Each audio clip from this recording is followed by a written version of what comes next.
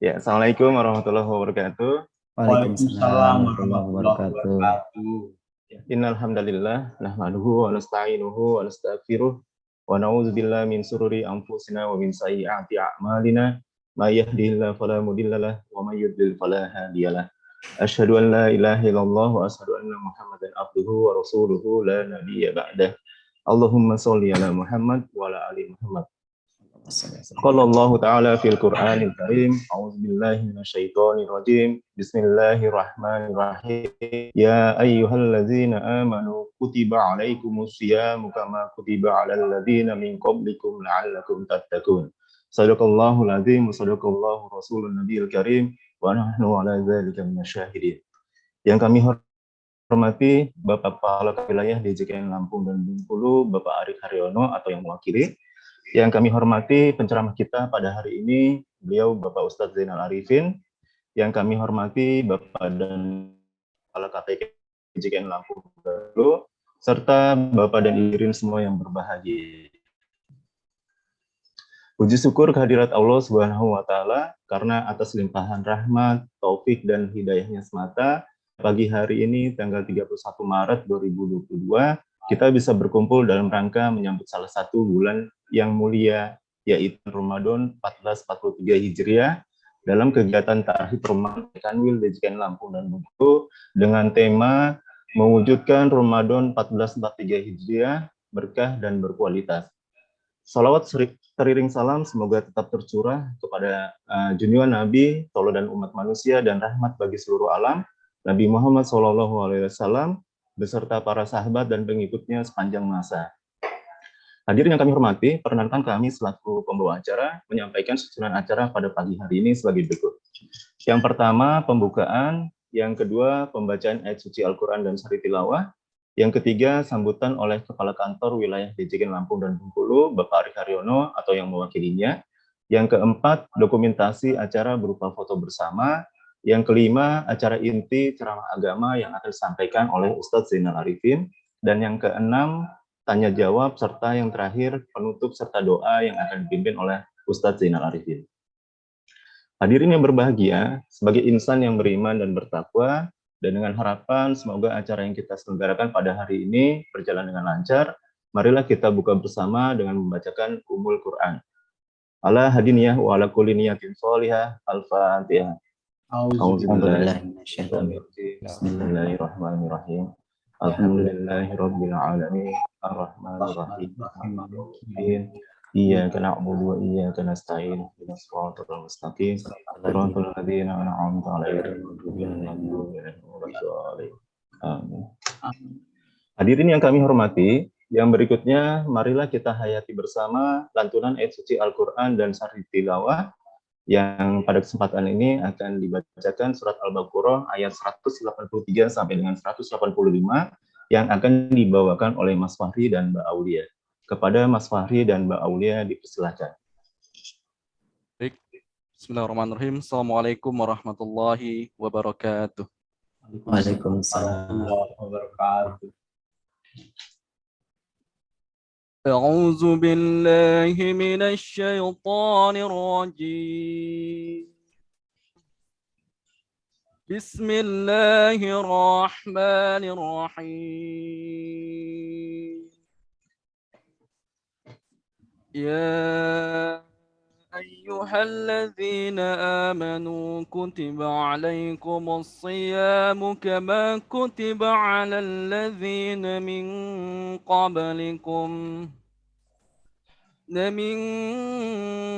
قبلكم لعلكم تتقون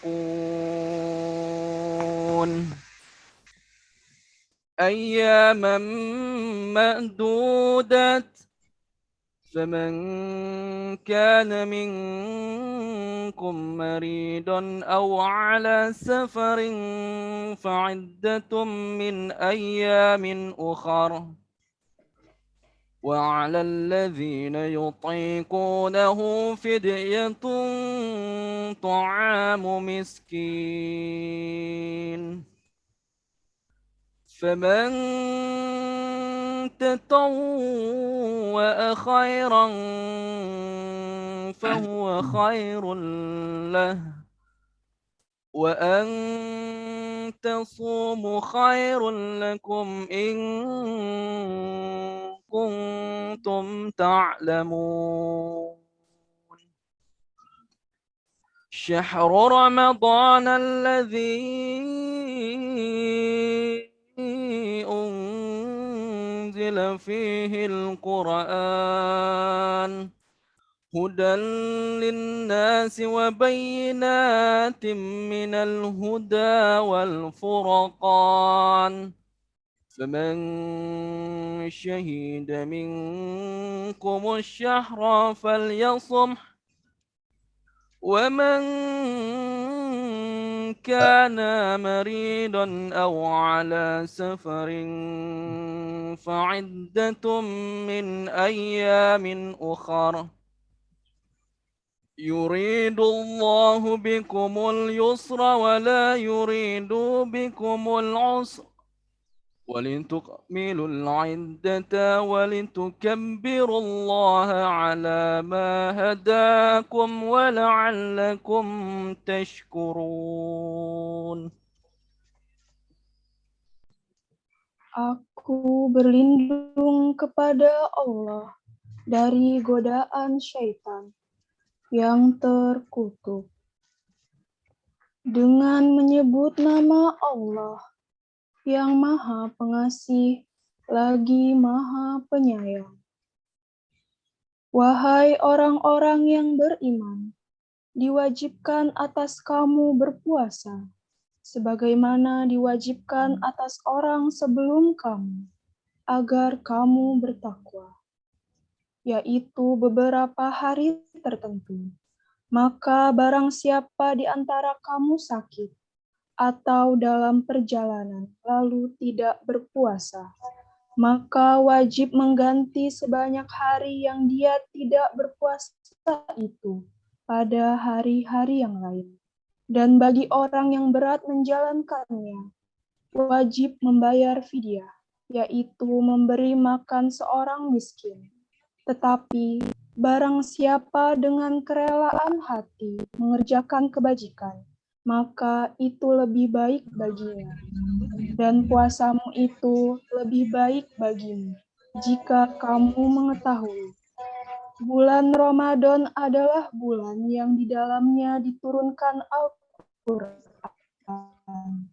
sebagai petunjuk bagi manusia, dan penjelasan-penjelasan mengenai petunjuk itu, dan pembeda antara yang benar dan yang batil. Karena itu, barang siapa di antara kamu ada di bulan itu, maka berpuasalah. Dan barang siapa sakit atau dalam perjalanan dia tidak berpuasa, maka wajib menggantinya sebanyak hari yang ditinggalkannya itu pada hari-hari yang lain. Allah menghendaki kemudahan bagimu dan tidak menghendaki kesukaran bagimu. Hendaklah kamu mencukupkan bilangannya dan mengagungkan Allah atas petunjuknya yang diberikan kepadamu, agar kamu bersyukur.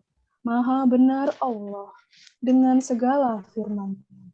Wassalamualaikum warahmatullahi wabarakatuh. Waalaikumsalam warahmatullahi wabarakatuh. Sadaqallahul azim wa sadaqallahu rasulun nabiyil karim wa nahnu ala dzalika minasyahidin. Hadirin yang kami hormati, selanjutnya marilah kita dengarkan bersama sambutan oleh Kepala Kantor Wilayah Jajikan Lampunan Bengkulu, Bapak Ari Haryono, yang dalam hal ini akan diwakili oleh Kepala Bidang KIHI, Bapak Zulfi Mediansah. Kepada Bapak Zulfi Mediansah, kami persilahkan. Bismillahirrahmanirrahim. Assalamualaikum warahmatullahi wabarakatuh. Alhamdulillahirabbil alamin. Wabihi nasta'inu ala umuri dunya waddin. Wassalatu wassalamu ala asrofil anbiya wal mursalin wa ala alihi washabihi ajmain, amma ba'du. Yang kami hormati Ustadz Zainal Arifin serta hadirin dan hadirat sekalian yang berbahagia, mengawali sambutan ini saya mengajak hadirin sekalian untuk sekali lagi memanjatkan puji syukur kehadirat Allah Subhanahu wa Ta'ala, Tuhan yang Maha Kuasa, karena atas rahmat dan karunia-Nya pada pagi yang hikmat ini kita dapat menghadiri Tahlil Ramadan 1443 Hijriah di lingkungan Kanwil DJKN Lampung dan Bengkulu. Salawat dan salam semoga tercurah kepada junjungan kita Nabi besar Muhammad SAW beserta keluarga, para sahabat serta pengikutnya, dan insya Allah termasuk kita semua hingga akhir zaman. Makna bulan Ramadan bagi umat Islam sangatlah besar, terutama dengan kemuliaan dan keberkahan yang ada di dalam bulan ini. Bulan Ramadan yang tinggal menghitung hari tentunya disambut kaum muslimin di seluruh penjuru dunia dengan sangat antusias dan berbahagia. Salah satu antusias kaum muslimin dilakukan dengan cara menyiapkan diri serta membuat rencana amaliyah yang akan dilakukan dalam rangka mengisi bulan Ramadan. Berkenaan dengan hal tersebut, Tahlil Ramadan menjadi sangat penting untuk diselenggarakan dalam rangka mempersiapkan diri dan merencanakan amaliyah yang akan dilakukan sehingga ibadah Ramadan atau puasa tahun ini dapat dijalankan dengan sebaik-baiknya. Bulan Ramadan merupakan ajang pelatihan keimanan kaum muslimin di bawah pengawasan langsung Sang Pencipta. Bila tantangan ini dilakukan dengan keseriusan dan mendambakan ridho-Nya, semangat Ramadan ini dapat menjadi sarana yang baik untuk menghadapi segala tantangan yang muncul, termasuk tantangan dalam melaksanakan tugas sehari-hari. Terlebih, Kanwil DJKN Lampung dan Bengkulu berniat untuk menuju wilayah birokrasi bersih dan melayani atau WBBM, suatu predikat yang diberikan kepada suatu unit kerja yang memenuhi sebagian besar manajemen perubahan, penataan tata laksana, penataan sistem manajemen sumber daya manusia, penguatan pengawasan, penguatan akuntabilitas kinerja, dan penguatan kualitas pelayanan publik. Ada korelasi positif bagi orang yang berpuasa dan menjalankan amaliyah ini, di mana bulan Ramadan dengan sungguh-sungguh terhadap peningkatan kinerja, sebagaimana yang pernah dicontoh oleh Rasulullah SAW dan para sahabat. Banyak achievement atau capaian terbaik Rasulullah dan kaum muslimin yang justru dicapai dengan gilang gemilang di saat bulan Ramadan. Orang yang berpuasa dan menjalankan amaliyah Ramadan berada pada level pengendalian emosional yang optimal dan semangat beraktivitas yang tinggi dalam rangka beribadah kepadanya. Begitupun dengan kaum muslimin dan khususnya ASN di lingkungan Kanwil DJKN dan Bengkulu saat ini, karena melakukan aktivitas pekerjaan dengan antusias dan semangat yang tinggi merupakan bentuk ibadah kepada Allah Subhanahu wa Ta'ala. Oleh karena itu, kaum muslimin khususnya ASN di lingkungan Kanwil DJKN Lampung dan Bengkulu harus memanfaatkan secara optimal bulan yang diutamakan oleh Allah Subhanahu wa Ta'ala ini dalam rangka meningkatkan kinerja, karya, dan produktivitas. Hadirin dan hadirat sekalian yang saya hormati, berbahagialah orang-orang yang diberi kesempatan untuk bertemu kembali dan menghirup udara segar bulan Ramadan yang mulia. Karenanya, marilah kita sambut kehadiran bulan yang penuh berkah ini dengan luapan kegembiraan, semangat beribadah. Kita gunakan kesempatan emas ini di bulan Ramadan untuk membersihkan jiwa, meningkatkan kinerja, karya, dan produktivitas, mendekati diri kepada Allah Subhanahu wa Ta'ala untuk mencapai derajat insan yang bertakwa. Hadirin dan hadirat yang berbahagia, demikianlah sambutan yang dapat saya sampaikan dalam rangka menyambut datangnya bulan Ramadan. Semoga bermanfaat. Terima kasih atas perhatiannya. Demikian saya akhiri sambutan ini. Wabillahi wal hidayah. Wassalamualaikum warahmatullahi wabarakatuh. Waalaikumsalam warahmatullahi wabarakatuh.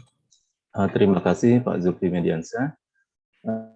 Hadirin yang kami hormati, sebelum melangkah ke acara berikutnya untuk mendokumentasikan acara Tarhib Ramadan yang diselenggarakan pada pagi hari ini, marilah bersama dan silakan kepada hadirin untuk mengaktifkan kamera dan silakan kepada panitia untuk mengambil foto sesuai dengan aba-aba yang saya berikan.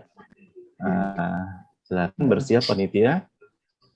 Kita akan mengambil 4 kali pengambilan foto dan kami mulai dengan aba-aba ya. Baik, pengambilan foto pertama, 1, 2, 3. Baik, yang kedua, 1, 2, 3. Baik, yang ketiga, 1, 2, 3. Baik, yang terakhir, 1, 2, 3. Baik, para hadirin, dalam penyelenggaraan Tarhib Ramadan ini tidak lupa kami ingatkan untuk dapat menggunakan virtual background, melakukan absensi sesuai dengan link atau tautan yang telah disampaikan dalam kolom chat, serta menyiapkan kepada Pak Ustadz penceramah. Pertanyaan bisa disampaikan secara langsung ya melalui menu resen dan langsung open mic atau mengetiknya melalui kolom. Tapi kita pada acara inti, ini ceramah agama dalam rangka peringatan Tarhib Ramadan oleh Ustadz Zainal Arifin. Sebelum Ustadz menyampaikan ceramah, perkenankan kami menyampaikan skrip beliau sebagai berikut. Mohon izin untuk share screen. Jadi Ustadz kita kali ini yaitu Bapak Zainal Arifin ya. Beliau lahir di Pandeglang tanggal 7 Agustus 1969. Beliau tinggal di Puri Anggrek di 23 nomor 10 Wakantakan, Kota Serang. Dan status beliau sudah menikah, 1 istri, 5 orang anak. Aktivitas keseharian beliau itu yang pertama sebagai brand manager di Aksi Cepat Tanggap ya, Serang Raya, Banten. Yang kedua, pembina Rumah Yatim Ifars Mandiri di Serang. Yang ketiga, sebagai Ketua Forum Majelis Taklim Kota Serang. Yang keempat, bidang pengembangan Badan Wakaf Indonesia di Kota Serang. Kemudian beliau juga sebagai praktisi ya, Ruqyah Syariah. Kemudian juga praktisi SAFE ya, jadi spiritual, emotional freedom teknik. Dan yang ketujuh, beliau juga sebagai guru ngaji ya. Motto hidup beliau yaitu tiada yang abadi kecuali Allah. Luar biasa ya, motto Ustadz ini ya. Ustadz Zainal luar biasa. Baiklah, teman-teman, untuk mempersingkat waktu, kami persilakan kepada Pak Ustadz ya untuk menyampaikan materinya. Dan mohon izin barangkali materi yang nanti kemudian Ustadz sampaikan, mungkin durasinya kami berikan waktu 1 jam Ustadz. Ya baik, untuk mempersingkat waktu kepada Ustadz Zainal Arifin, kami persilakan. Baik, jazakallahu khair. Terima kasih. Bismillahirrahmanirrahim. Assalamualaikum warahmatullahi wabarakatuh. Waalaikumsalam warahmatullahi wabarakatuh. Alhamdulillahirabbil alamin. Hamdan na'imin, hamdan syakirin, hamdan katsiran thayyiban mubarakan fi, hamdan katsiran kama amar, hamdan yu'afinu wa yukafi mazidah. Ya Rabbana lakal hamdu kama yanbaghi li jalali wajhika wa adhimi sultanik. Radina billahi robba wa bil islami dina wa bi Muhammadin nabiyya wa rasulah. Rabbi shrah li sadri wa yassir li amri wa hlul 'uqdatam min lisani yafqahu qawli. Rabbi zidni ilman warzuqni fahman. Subhanaka la ilma lana illa ma 'allamtana innaka antal alimul hakim. Rabbana atina min ladunka rahmah wa hayyi lana min amrina rasyada. Asyhadu an la ilaha illallah wa la syarikalah wa asyhadu anna Muhammadan rasuluh alladzi la nabiyya ba'dah. Allahumma shalli ala sayyidina wa habibina wa syafi'ina wa dukhrina wa mulana Muhammadin wa ala alihi wa ashabihi wa man tabi'ahum bi ihsan ila yaumiddin, amma ba'd. Qala Allah ta'ala fil Qur'anil Karim, a'udzu billahi minasyaitonir rajim. Ya ayyuhalladzina amanu kutiba alaikumusiyam kama kutiba alal ladzina min qablikum la'allakum tattaqun. Qala Rasulullah sallallahu alaihi wasallam, man shoma ramadhana imanan wa ihtisaban ghufira lahu ma taqaddama min dambi.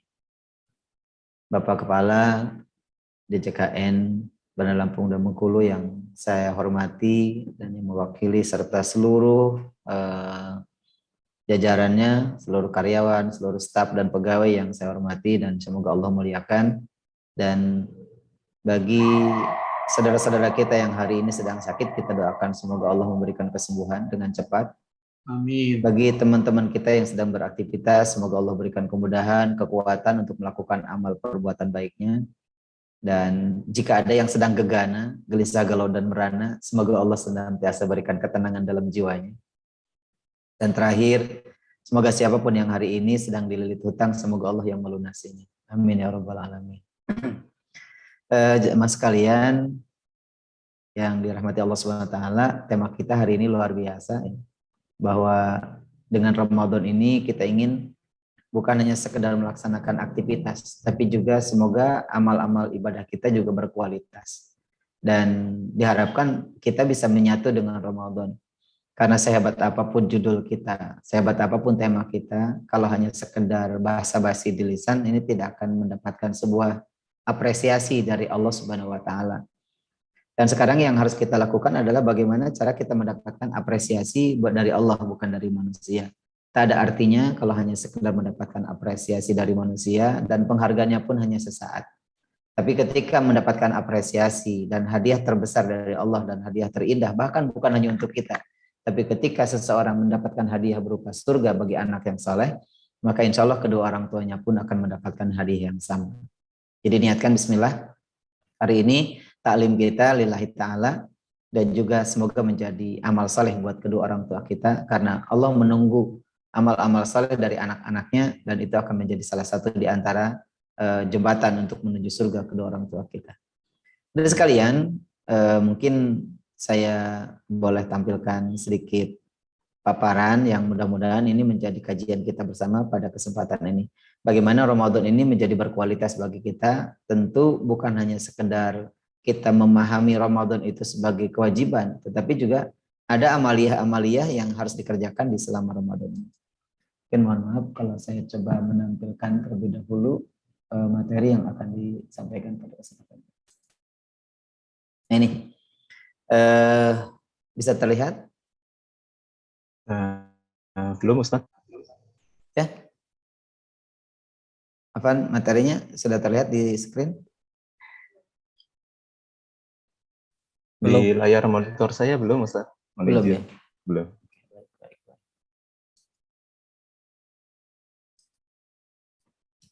Bentar ya.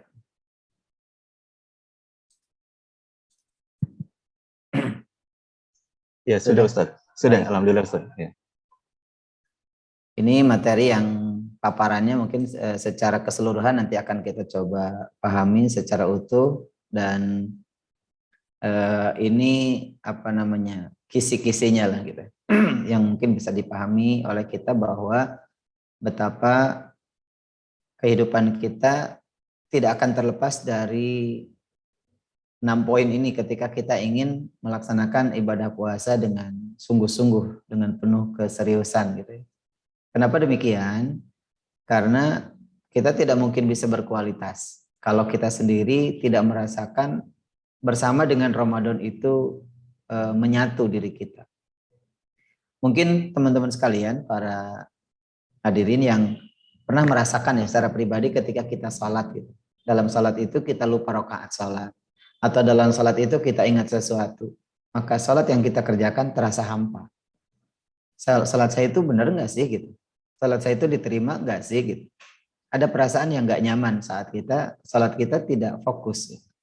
Nah, bagaimana supaya kita mendapatkan sesuatu jalan perjalanan yang fokus dalam ibadah puasa? Yang pertama, menurut para ulama, ini saya hanya, maaf mungkin ada orang yang saya kenal di room ini, ada Pak Agus ya yang dulu pernah tinggal di Serang. Dan Ya, Pak. saya dari dulu bukan ngasih tausiah Pak Agus dan teman-teman semua. Saya adalah cuma ngasih tahu aja Pak. Ini untuk MC ya, tolong disosialisasikan. Jadi saya bukan ngasih tausiah, cuma ngasih tahu aja. Boleh kan? Boleh. Siap Ustaz. Kalau boleh dilanjutkan ini, kalau enggak saya tutup. Jadi saya Monggo, cuma Ustaz. perintahnya dari Allah cuma ngasih tahu aja, karena tugas kita kan tablik ya, menyampaikan gitu. Nah, apa yang harus kita jalankan dalam kehidupan kita agar mendapatkan kualitas puasa dengan sebaik mungkin. Bahkan tadi mungkin bisa mendapatkan keberkahan. Bahkan kalau saya ingin berharap bahwa bagaimana Ramadan ini meningkatkan kualitas dan etos kerja kita gitu. Karena kalau kita pernah dengar Rasulullah selama bulan Ramadan itu sampai 9 kali perang gitu, dan menang selama 9 kali itu. Artinya apa? Menunjukkan bahwa selama Ramadan itu bukan menurun kualitas gitu. Tetapi justru di Ramadan ini kualitas pribadi semakin meningkat seharusnya. Kenapa? Karena dia la'allakum tattaqun, menjadi orang-orang yang bertakwa di sisi Allah. Nah, yang pertama kalau kita lihat dari paparan para ulama ini adalah muhasabatun nafs. Kalau bahasa kerennya adalah introspeksi diri. Ya, kalau bahasa kita sehari-harinya atau kalau kata-kata muhasabah di kita nggak aneh ya. Kalimat-kalimat muhasabah ini sudah terbiasa kita mendapatkan informasi ini. Nah, bentuk kegiatan muhasabatun nafs itu seperti apa? Evaluasi diri itu yang dimaksudkan itu seperti apa? Sedikit saya ingin coba paparkan. Yang dimaksud dengan muhasabatun nafs itu adalah yang berkaitan dengan ada enggak penghalang-penghalang dalam kita beramal. Itu harus diidentifikasi, harus dideteksi sama kita. Benar enggak dalam kehidupan kita itu ada amalan-amalan kita yang terhalang. Dan penghalangnya itu apa? Misalkan gini, ketika kita sudah mau melakukan sesuatu aktivitas kebaikan kita, baik itu di rumah, di perjalanan, termasuk di kantor, ada nggak yang menghalangi kita dalam beraktivitas itu? Jika ada, maka berarti ini ada sesuatu yang harus kita evaluasi.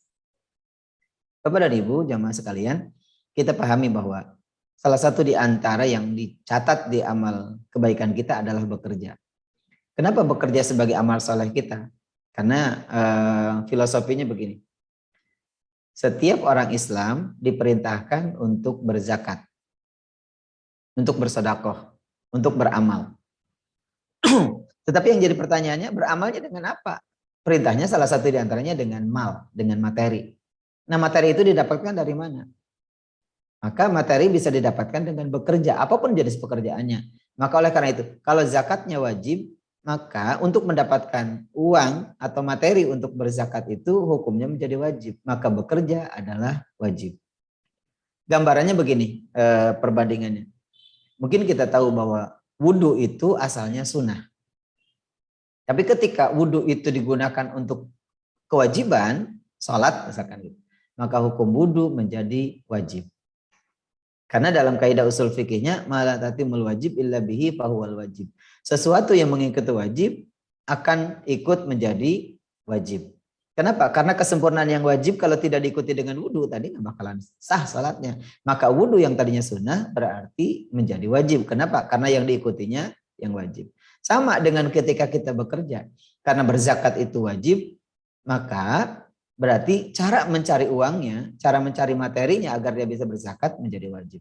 Maka teman-teman semuanya yang bekerja di level apapun, kita sadari bahwa kehidupan kita sedang bekerja, employee of Allah. Kita itu sedang bekerjanya kepada Allah, bukan kepada diri kita sendiri. Jadi bagaimana kita menjadi karyawan Allah? Lakukan amal ibadah itu adalah dengan setulus hati. Cari kendala-kendala ketika kita mau beramal itu. Ada masalah enggak dengan hati kita ketika mau beramal? Nah, mungkin salah satu di antaranya yang Rasulullah sendiri begitu sangat peduli dengan kendala-kendala ini. Apa kendalanya? Sampai Rasulullah membuat sebuah doa. Ya. Dari kendala amal ibadah kita, Rasulullah sampai menurunkan sebuah doa agar kendala itu bisa terhempaskan dengan doa. Jadi ini sebagian dari kuis. Kalau yang bisa nanti Bapak Kepala nanti bisa ngasih hadiah Indoor Press buat menjelang Ramadan nanti. Atau ada yang bisa jawab? Kira-kira doanya doa apa? Kalau tahu gitu. Jadi dalam kehidupan kita ada kendala di dalam beramal saleh itu harus tahu. Ketika tahu kendalanya apa, maka Rasulullah secara otomatis sudah ngasih toolsnya. Yaitu berupa doa. Apa doanya? Allahumma inni a'udzubika minal hammi wal hazan. Wa a'udzubika minal ajji wal kasal. A'udzubika minal jubni wal bukhl. a'udzubika min ghalabatid daini wa qahrir rijal. Itu salah satu di antara adalah doa yang akan menghilangkan semua penyebab-penyebab penghalang dari amal saleh kita. Satu di antaranya adalah kemalasan. Ini sadar atau tidak kita pahami bahwa ternyata salah satu di antara yang membuat kinerja kita menurun, amaliyah kita menurun, kualitas kita menurun, satu di antara penyakit penghalang dalam kehidupan kita adalah kemalasan. Sampai begitu pedulinya Rasulullah, begitu perhatiannya Rasulullah di dalam kemalasan ini, beliau sampai menurunkan sebuah doa. Artinya apa? Ini serius loh. Ini permasalahan serius gitu. Jadi rasa takut, rasa was-was, kemudian cinta dunia, kemalasan, itu berarti adalah faktor yang serius yang berada di dalam batin manusia. Maka muhasabatun nafs itu menjadi sesuatu yang sangat penting. Yang kedua, yang berkaitan dengan muhasabatun nafs tadi adalah yang berkaitan dengan ada nggak gangguan-gangguan amal ibadah kita. Jadi bukan hanya penghalang, tapi ada gangguan. Jadi kalau kita mau sholat aja terganggu gitu. Sudah mau takbiratul ihram saja terganggu, gak jadi. Apa salah satu di antaranya? Ini. Mungkin salah satu di antaranya yang mengganggu amal-amal ibadah kita adalah itu. Jadi ketika kita mau sholat, tapi berdering HP kita. Kadang mau takbiratul ihram pun terhenti dulu. Kenapa? Karena kita mengejar HP-nya. Atau mungkin bunyi WhatsApp, atau mungkin yang lain. Ini salah satu di antara gangguan. Belum yang lainnya harus dipahami oleh kita. Gangguan-gangguan dalam ibadah itu apa saja. Nah, kalau saja kita sudah mendeteksi itu, berarti bagaimana caranya kita agar ketika ibadah kita tidak terganggu. Termasuk dalam ibadah, di dalam melaksanakan ibadah puasa di bulan Ramadan. Apa yang harus kita kerjakan saat kita tidak mau terganggu? Maka singkirkan gangguan-gangguan itu. Yang ketiga, yang harus dimuhasabahi adalah ada nggak penyakit hati yang membuat rusak ibadah? Ini juga harus ditanya sama hati kita. Ada nggak gangguan hati yang bisa merusak ibadah kita akan rusak, nggak diterima sama Allah. Paling tidak para ulama memberikan hal-hal yang bisa merusak hati itu ada 3. Ada 3 hal yang merusak hati dan secara otomatis bukan hanya sekedar merusak hati di perasaannya, tapi juga bisa merusak amal-amal ibadah kita. Yang pertama, yang berkaitan dengan kemusyrikan. Karena Allah Subhanahu wa taala menyampaikan kepada kita bahwa dalam beramal saleh itu, lihat, boleh dilihat di catatannya di surat An-Nisa ayat yang ke-36. Nanti silahkan dikaji masing-masing ayat ini. Di dalam ayat itu Allah Subhanahu wa taala menyampaikan wa'budullaha wa la tusyriku bihi syai'a. Sembahlah Allah dan jangan mempersekutukannya dengan sesuatu apapun. Ini menunjukkan betapa pentingnya ibadah itu hanya karena Allah. Ya. Dari kemusyrikan menuju tauhid. Karena kita sudah ikrar di mata Allah Subhanahu wa taala. Apa ikrar kita? La ilaha illallah. Tiada Tuhan selain Allah. Artinya apa? Kalau saja kita sudah berikrar bahwa tiada Tuhan selain Allah, gak boleh kita meyakini kepada siapapun selain Allah Subhanahu wa taala. Siapapun dan apapun. Walaupun mayoritas di kita suka begini, Pak. Bapak dan Ibu. Kalau di Serang ya, walau alam kalau di daerah Sumatera, ini mungkin cuma di Serang yang terjadi. Misalkan gini, dia lagi jalan, baik naik motor maupun naik mobil, atau mungkin jalan kaki, tiba-tiba ada kucing lewat di depan dia. Ada di Serang itu sampai nggak jadi jalan gitu. Nggak jadi dia berangkat. Kenapa? Dengan alasannya bahwa dia akan membawa sial kucing itu. Tapi kita pahami bahwa siapa yang memberangkatkan kucing itu, siapa yang memperjalankan kucing, siapa yang gerakin kucing, itu adalah Allah. Gak mungkin kucing itu bisa lewat tiba-tiba begitu kalau Allah tidak mengizinkan melintas di depan kita. Tapi kenapa masih dihubungkan dengan nasib kita gitu?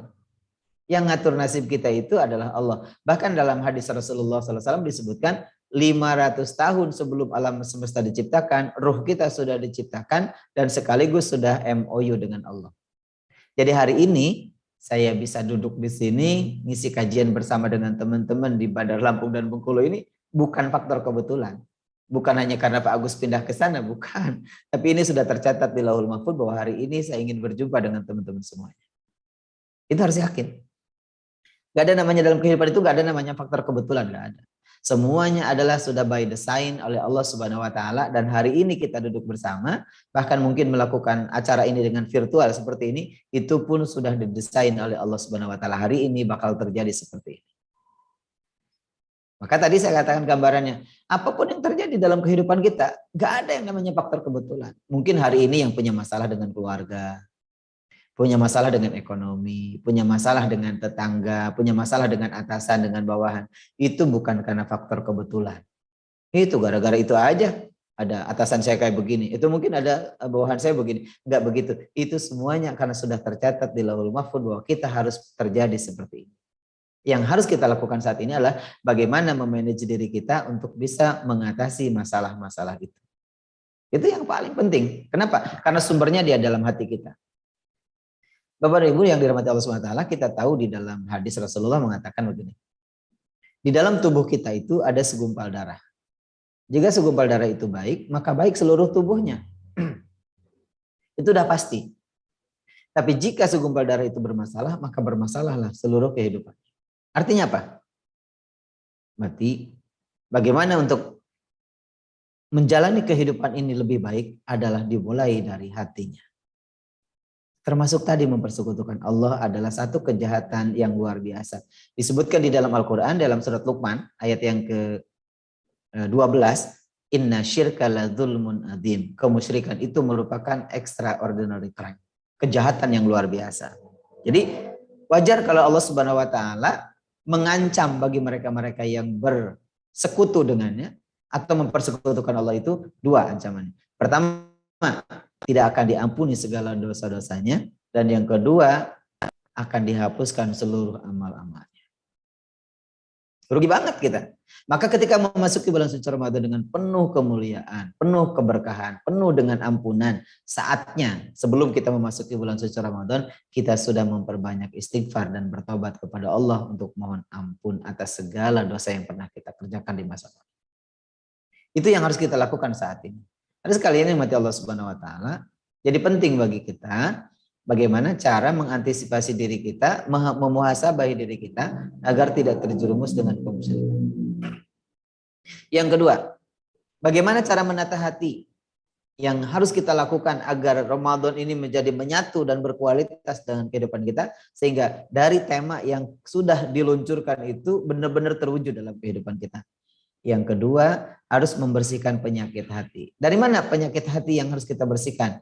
Dari ujub, riya, takabur, sombong, itu harus dibersihkan.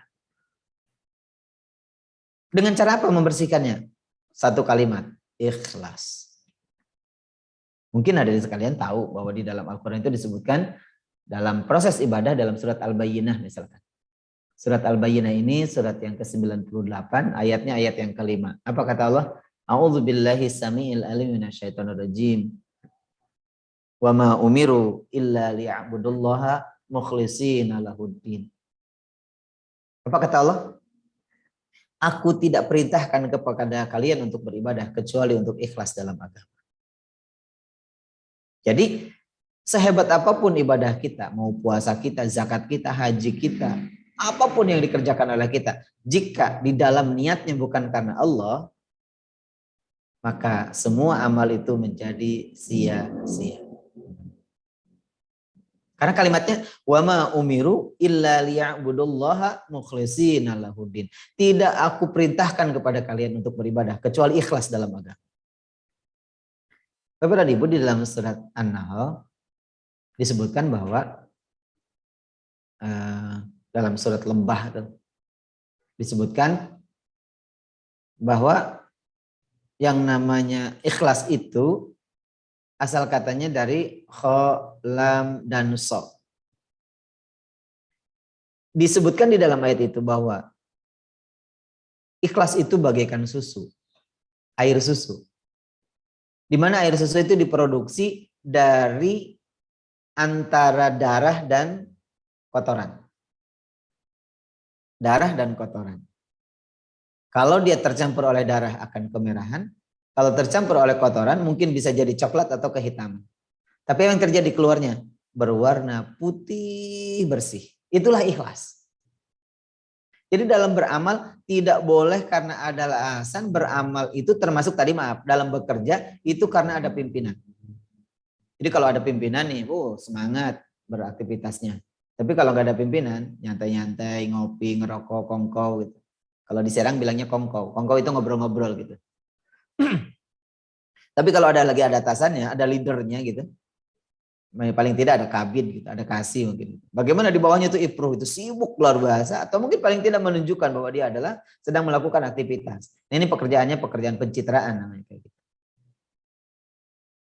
Jadi kalau lillahi ta'ala ada pimpinan atau tidak ada pimpinan, ada siapapun, ada orang sekalipun, tidak ada orang sekalipun, dia berkualitas pekerjanya. Etos kerjanya baik.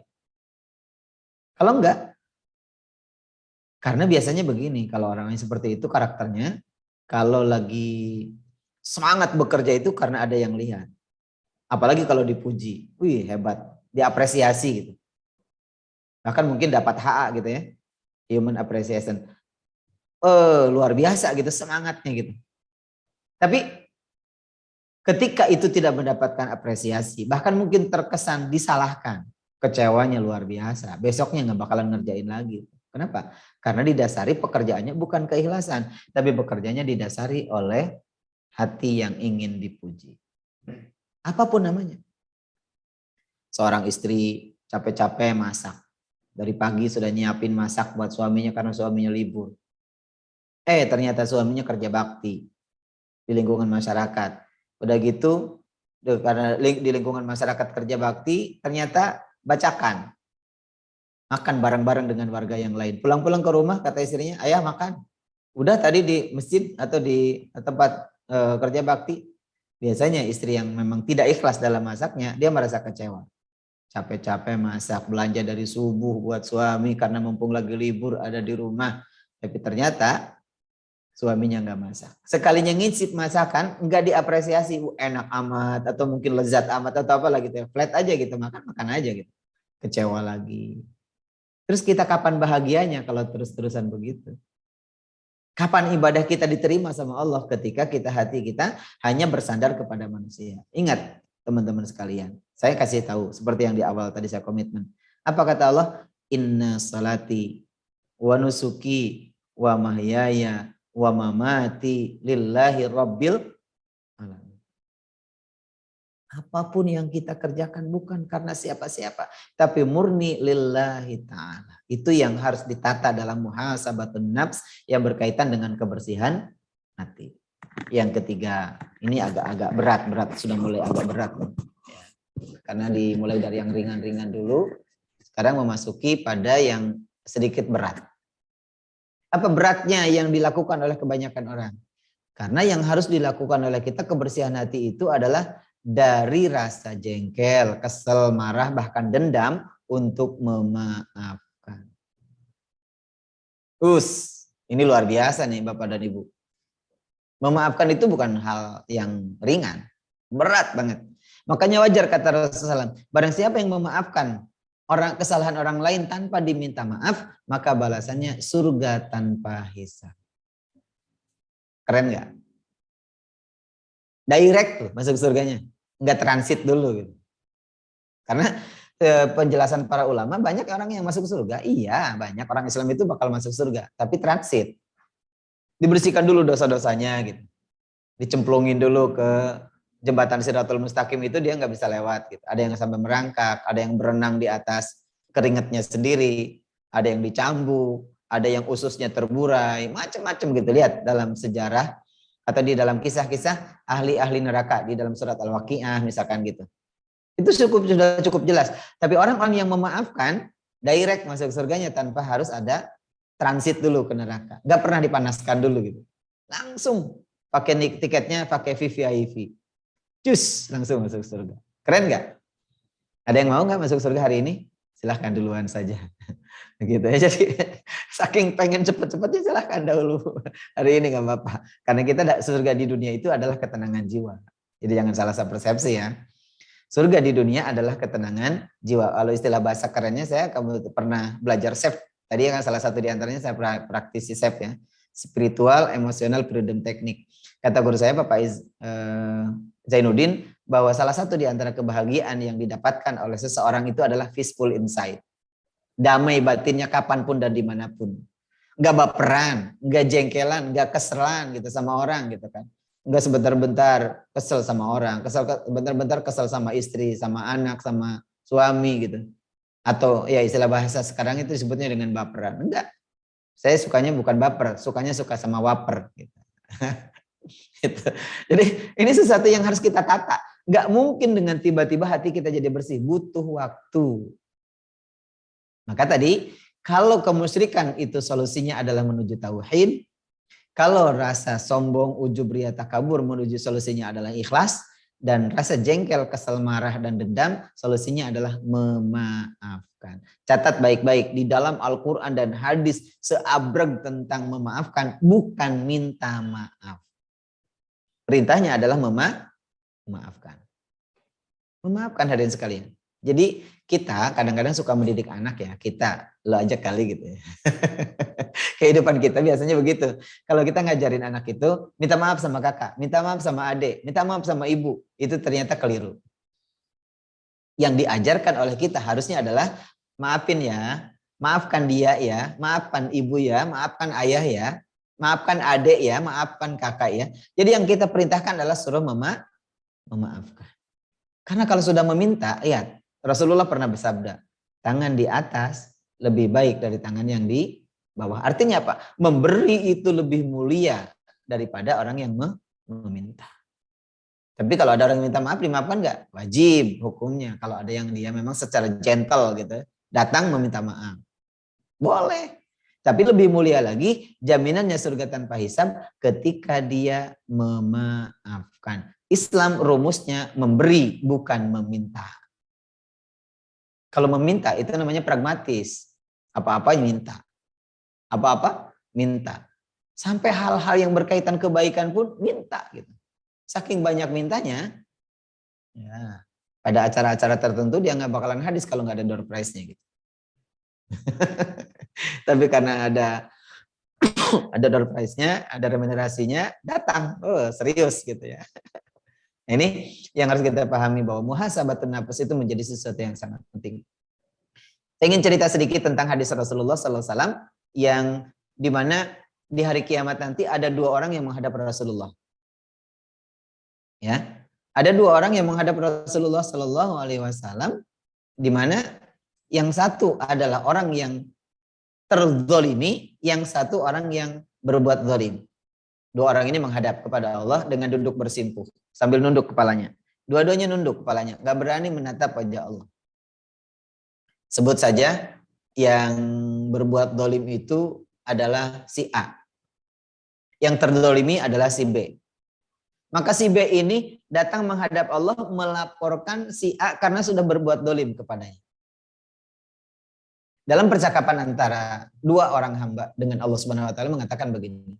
Ya Rob, aku menghadapmu, aku membawa seorang yang sudah menzolimiku. Terus kata Allah, mau apa gitu? Kalau bahasa sekarangnya begitu pertanyaannya. Mau apa datang ke sini?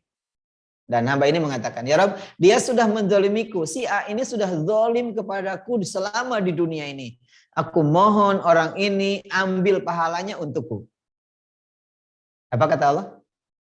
Wahai hambaku, bagaimana mungkin aku membawa dan mengambil pahala orang ini sementara di dunia dia nggak pernah berbuat baik. Apa yang harus diambil buat kamu? Biasanya kalau orang sudah merasa terdolimi kan apapun diambil sama dia, diomong gitu. Oke, kalau begitu nggak apa-apa. Kalau dia memang tidak punya amal saleh, ambil saja dosa-dosaku untuk dia. Masya Allah. Dia ingin mentransfer dosa-dosa dia kepada orang itu, biar orang itu tambah tersesat gitu ya. Karena kalau orang-orang sudah dendam tuh begitu hatinya, udah jengkel tuh begitu ngomongin, asal gitu. Tapi kata Allah apa? Allah nggak jawab, cuma kata Allah angkat kepalamu. Allah cuma nyuruh mengangkat kepalanya begini. Ternyata seorang hamba tadi yang si B tadi, ketika mengangkat kepalanya di depan terlihat surga yang begitu sangat indah, istana yang megah.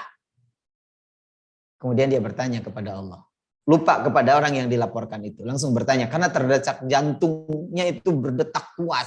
Karena melihat kekaguman di depan matanya. Masya Allah, tabarakallah gitu kata dia. Kemudian dia bertanya kepada Allah, ya Allah, ya Rob, ada apa di depanku itu? Dan Allah mengatakan, wahai hambaku, itu adalah surga yang akan aku berikan kepada siapapun yang mampu membelinya. Dan dia sudah lupa lagi dengan orang yang tadi, langsung bertanya, kepo gitu sama Allah. Kalau bahasa sekarangnya kepo. Dia bertanya sama Allah, ya Rob, siapa yang bisa membeli itu? Dan Allah mengatakan, kamu pun bisa membeli itu. Semakin penasaran kan ketika kata Allah, kamu bisa membeli itu. Bagaimana caranya aku bisa membeli itu? Udah pokoknya dia lupa dengan orang yang zalim tadi. Maka Allah mengatakan, maafkan saudaramu yang telah kau laporkan kepadaku atas kezalimannya. Apa kata orang itu? Baik, kalau begitu saya akan maafkan dia sekarang juga. Minta maaf gak orang yang tadi yang sebelahnya? Si A minta maaf gak? Enggak. Tapi si B langsung to the point. Dia mengatakan, saya maafkan orang ini. Dan apa kata Allah? Di lanjutan hadis itu. Pegang tangannya dan ajak olehmu ke surga berdua bersamamu. Masya Allah, tabarakallah. Di surga begitu menantikan bagi orang-orang yang mau memaafkan kesalahan siapapun tanpa diminta maaf. Bisa kira-kira? Ramadan harusnya bisa. Kenapa? Karena Ramadan datang hadir kepada kita untuk membangun peradaban yang lebih baik. La'allakum tattaqun. Betapa pentingnya kita masuk di area Ramadan penuh kesungguhan. Kita harus bernyatu dengan Ramadan. Seperti halnya gear dengan rantai. Gearnya bergerak tapi rantainya diam. Gak bisa jalan. Maka Ramadan dengan kita sebagai manusia yang diperintahkan untuk mengisi amalia Ramadan. Hendaknya kita bergerak bersama-sama terus. Sehingga Ramadan menyatu dengan kehidupan kita. Dan itu kualitas Ramadan benar-benar terbukti dalam kehidupan kita. Memaafkan salah satu di antaranya. Insya Allah. Semoga Allah bukakan pintu hati kita. Untuk bisa memaafkan siapapun mereka yang pernah menyakiti kita. Mengecewakan kita. Membuat jengkel, kesal, marah. Bahkan mungkin kita dendam kepadanya. Allah berikan kesempatan untuk meraih surga tanpa hisab dengan memaafkannya. Istri, maafkan. Suami, maafkan. Anak-anak, maafkan. Tetangga, maafkan. Karena kadang manusia itu suka begini diujinya. Ada orang dulu tidak punya apa-apalah. Butuh bantuan kita. Setelah kita bantu, kita pupuk kebersamaannya, lama-lama ketika dia maju, bukannya terima kasih ke kita, baik sama kita, malah ngomongin kita, bahkan mencaci maki kita, bahkan menghina kita. Maka kalau kata emak-emak yang di sana, di luar sana ngomongnya sakitnya tuh di sini. Benar nggak? Begitu ngomongnya, sakitnya tuh di sini. Tapi insya Allah Bapak dan Ibu, dengan memaafkan akan berubah, bukan sakitnya tuh di sini. Tapi apa kata para ulama mengatakan bahagianya tuh di sini, peaceful inside. Oh, nah itu yang baru beberapa poin yang saya kasih tahu. Semoga ada manfaatnya dengan apa tadi yang disampaikan tadi. Itu namanya muhasabatun nafs. Jadi kita mengkaji berapa penghalang dalam ibadah kita, mengkaji mengetahui tentang berapa gangguan-gangguan amal ibadah kita, dan yang ketiga mengetahui penyakit-penyakit hati yang bisa merusak amal ibadah kita. Ternyata 3 yang bisa merusak hati dalam amal ibadah kita. Dan itu harus diatasi dengan baik. Dari musyrik menuju tauhid, dari ujub riya takabur menuju ikhlas, dan dari jengkel, kesal, marah, benci, dendam menuju memaafkan. Bismillah. Semoga Allah lembutkan hati kita semuanya. Treatmentnya gimana? Agar hati kita memiliki karakteristik tadi. Treatmentnya ada 2. Ada yang sifatnya spiritual. Ada yang kedua adalah dari emosional kita. Dari faktor psikologis kita. Bagaimana cara treatmentnya? Kalau dari sisi spiritualnya kata Allah, perbanyak berzikir. Kenapa? Perintahnya ala bidzikrillahi tatmainnul qulub. Bahwa dengan berzikir hatinya akan tenang.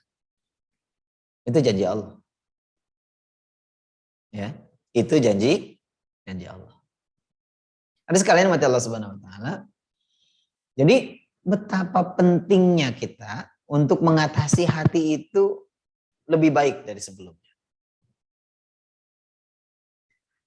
Ada sekalian mati Allah Subhanahu wa taala, itu poin yang pertama, treatmentnya dengan memperbanyak berzikir.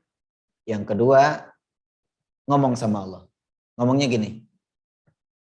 Ini sekaligus juga seperti training chef nih. Gratis nih ilmunya untuk ini. Caranya gimana Bapak dan Ibu? Mungkin Bapak dan Ibu yang punya rasa kesel kepada siapapun. Duduk manis, kemudian letakkan tangannya di dada di sini, dada kiri. Pejamkan matanya, atur nafasnya, naik turun nafasnya. Kemudian setelah itu rasakan yang ada di hati yang muncul. Misalkan rasa yang muncul begini. Ya Allah, walaupun saya punya rasa jengkel sama pasangan saya. Kalau suami berarti ke istrinya, kalau istri ke suaminya. Sebutkan namanya. Saya ikhlas ya Allah. Saya maafkan dia untuk ketenangan hati saya dan kebahagiaan saya. Udah selesai. Dan treatment ini luar biasa. Karena termasuk pernah saya menterapi seseorang yang dia sudah stroke. Dalam keadaan stroke udah gak bisa bergerak. Semua seluruh tubuhnya sudah tidak bisa bergerak. Saya cuma bimbing hatinya. Ngomong pun udah gak bisa. Tapi hati dia yang bicara dari lubuk hati yang sangat dalam. Dia ngomong gitu. Ya Allah, walaupun saya benar-benar merasa jengkel, kesel, marah, kecewa kepada pasangan saya ikhlas ya Allah. Saya pasrahkan kepada untuk ketenangan hati saya, untuk kebahagiaan saya dan kesembuhan saya. Dan apa kabar baiknya? 3 kali terapi, dia sehat, bisa berjalan lagi. Keren gak? Jadi kalau teman-teman, siapapun keluarga, mungkin yang punya masalah dengan kesehatan, termasuk yang semua jenis penyakit, yang diabetes itu sebetulnya penyakitnya cuma satu, egois. Hilangkan egoisnya, diabetesnya sembuh. Ada juga yang merasa panas di sini di pundaknya. Jadi dari mulai kepala sini sampai ke pundak kita kerasa panas gitu. Itu bukan kolesterol. Itu unsur hati. Unsur hati karena apa? Merasa tidak diperhatikan oleh pasangannya. Maka obatnya adalah harus sering dibelai. Nah Pak Agus alhamdulillah nih, dulu kan jauh dia jablay, itu jarang dibelai. Sekarang udah deket ya. Sekarang bisa sering dibelainya, dulu jauh-jauhan dia tersiksa batinnya. Sekarang udah deket ya. Jadi ternyata salah satu di antaranya yang mungkin harus dipahami oleh kita, wah ya Allah gitu kan. Belayan tangan, loving kindness itu menjadi penyembuh buat pasangannya. Tapi yang halal ya pasangannya ya. Jangan yang lain gitu. Kalau yang lain bukan sehat tapi bikin masalah. Jangan coba-coba. Tapi kalau pasangan kita dengan loving kindness, dengan sentuhan cinta tangan kita akan menyembuhkan penyakit sebagian yang ada dalam tubuh pasangan kita. Maka cintailah pasangannya masing-masing. Bukan iklan. Kalau iklan kan cintailah produk Indonesia gitu. Kalau ini cintailah pasangannya masing-masing. Kepada Ibu yang Allah SWT, ini poin yang pertama yang berkaitan dengan muhasabatun nafs. Masih ada waktu 20 menit lagi. Dan yang kedua, ini saya pikir juga yang kedua bukan sesuatu yang baru. Bapak dan Ibu, para sahabat surga semuanya sudah tahu. Yang dikenal dengan tazkiyatun nafs. Tazkiyatun nafs itu artinya mensucikan hati, mensucikan diri. Ya. Apa yang harus dilakukan oleh kita dalam tazkiyatun nafs ini? Tentu bagi kita sebagai hamba Allah yang memang diperintahkan untuk bagaimana kita menjadi pribadi-pribadi yang senantiasa memberikan gambaran di tazkiyatun nafs ini. Yang dilakukannya adalah Allah Subhanahu wa taala mengingatkan kita semua. Ini ada slide-nya bisa kelihatan, Pak? Masih slide yang awal, Ustaz? Masih yang awal. Baik. Masih yang awal. Jadi di tazkiyatun nafs ini bisa dipahami bahwa pentingnya kita mensucikan diri itu dengan memperbanyak taubat. Ya, di tazkiyatun nafs ini adalah bagaimana kita menjadi pribadi-pribadi yang memperbanyak taubat, istighfar dan penyesalan terhadap apa yang pernah dilakukan di masa lalu. Sekecil apapun. Itu dalam proses membersihkan diri. Jadi tingkatan yang pertama dalam tazkiyatun nafs itu adalah memperbanyak taubat. Penyesalan terhadap dosa-dosa sekecil apapun. Karena kita nggak tahu dosa apa yang membuat kita Allah murka. Dosa apa yang membuat Allah benci sama kita karena perbuatan dosa itu. Walaupun Allah punya pintu taubat. Bahkan Allah mengatakan innallaha yuhibbut tawwabina wa yuhibbul mutatahhirin. Allah mencintai orang-orang yang tobat. Allah mencintai orang-orang yang mensucikan dirinya. Kemudian ini yang paling juga ternyata tazkiyatun nafs ini Bapak dan Ibu yang dirahmati Allah Subhanahu wa taala. Satu di antaranya adalah memperbanyak sedekah. Masya Allah tabarakallah. Di bulan Ramadan ya, sekarang persiapan nih Bapak dan Ibu. Memasuki bulan suci Ramadan, hendaknya sedekahnya kalau kata Ustaz Yusuf Mansuri dulu pernah kita dengar ketika beliau suka ceramah itu, sedekahnya jor-joran gitu loh. Sedekah ekstrim gitu. Benar-benar dikeluarkan seluruh kemampuannya. Gitu. Bahkan kalau saya sih ya alhamdulillah punten sedikit berbicara tentang profesi saya saat ini karena saya di brand manager ACT Serang Raya yang membawahi 4 kabupaten kota. Jadi ada yang bisa di apa mungkin yang bisa segera dieksekusi oleh Bapak dan Ibu. Bukan hanya sedekah tapi juga wakaf. Salah satu di antaranya wakaf yang paling tren di Serang itu 2. Ada wakaf sumur, yang kedua wakaf Quran. Kalau wakaf Quran tentu diwakafkannya kepada pesantren, penghafal Quran. Selama Quran itu dibaca, bahkan dia menjadi penghafal Quran, maka pahalanya dari bacaan Quran itu mengalir kepada si pemberi wakaf. Begitu juga dengan ketika wakaf sumur. Sumur itu untuk keluarga, untuk pesantren, majlis talim, atau untuk lingkungan masyarakat yang memang tidak punya air bersih. Ini bisa dijadikan sebagai ladang amal yang mengalir sampai akhir kiamat nanti. Seperti yang kita tahu ada sumur wakafnya Utsman bin Affan. Itu luar biasa. Itu kalau mau diambil nih penawaran dari Allah dengan mewakafkan itu silahkan. Dari teman-teman semuanya eksekusi. Jadi ternyata dengan memperbanyak zakat, infak, sedekah itu bisa membersihkan hati. Bisa membuat hati itu tenang. Bapak Ibu sebagai apa ya? Sebagai berbagi pengalaman lah. Saya dari dulu banyak aktivitas lah gitu kan. Aktivitasnya ya walaupun tidak sebesar Bapak dan Ibu. Saya ngajar, saya juga jadi dosen, saya juga sebagai IO dan lain sebagainya. Ada hal-hal penting mungkin yang saya dapatkan dari situ, dari secara finansial. Tapi ketenangan batin saya tidak menemukan. Tahun 2013, saya coba diskusi dengan istri saya untuk mengadakan sebuah pengasuhan terhadap anak yatim. Dan awalnya cuma 7 orang. Mungkin Pak Agus yang tahu udah pernah ke rumah, juga pernah lihat gubungnya sampai sekarang ini. Dan insya Allah berkah bantuan beliau juga kami sudah terbeli 1 rumah yang menjadi markasnya gitu ya. Tinggal selanjutnya adalah untuk pembangunannya pengennya kita punya asrama secara mandiri. Jadi yang saya rasakan di tahun 2013 itu cuma ngasuh 7 orang. Mereka datang sebulan sekali ke rumah dan kami menyantuninya, memberikan THR, tanda rasa rindu terhadap Rasulullah. Kita berikan setiap bulan. Tapi semakin hari semakin ada ketenangan dalam jiwa. Rezeki semakin deras mengalir. Maka saya bilang sama istri, nih kayaknya kita cocok deh kalau melaksanakan ini 2 pekan sekali. Kata istri dengan senang hati. Dan dia semakin semangat tuh menyisihkan pendapatan saya itu. Karena saya tipenya pendapatan berapapun gak pernah saya pegang Pak, Bu. Saya kasihkan sama istri. Berapapun. Hasil ngisi kajian atau ngisi apapun namanya, berapapun isinya saya nggak pernah buka, berikan sama istri, gitu. Istri yang tahu. Dan kabar baiknya dia terus mengalokasikan dana buat zakat, buat infak, sedekah buat anak yatim itu lebih besar ternyata.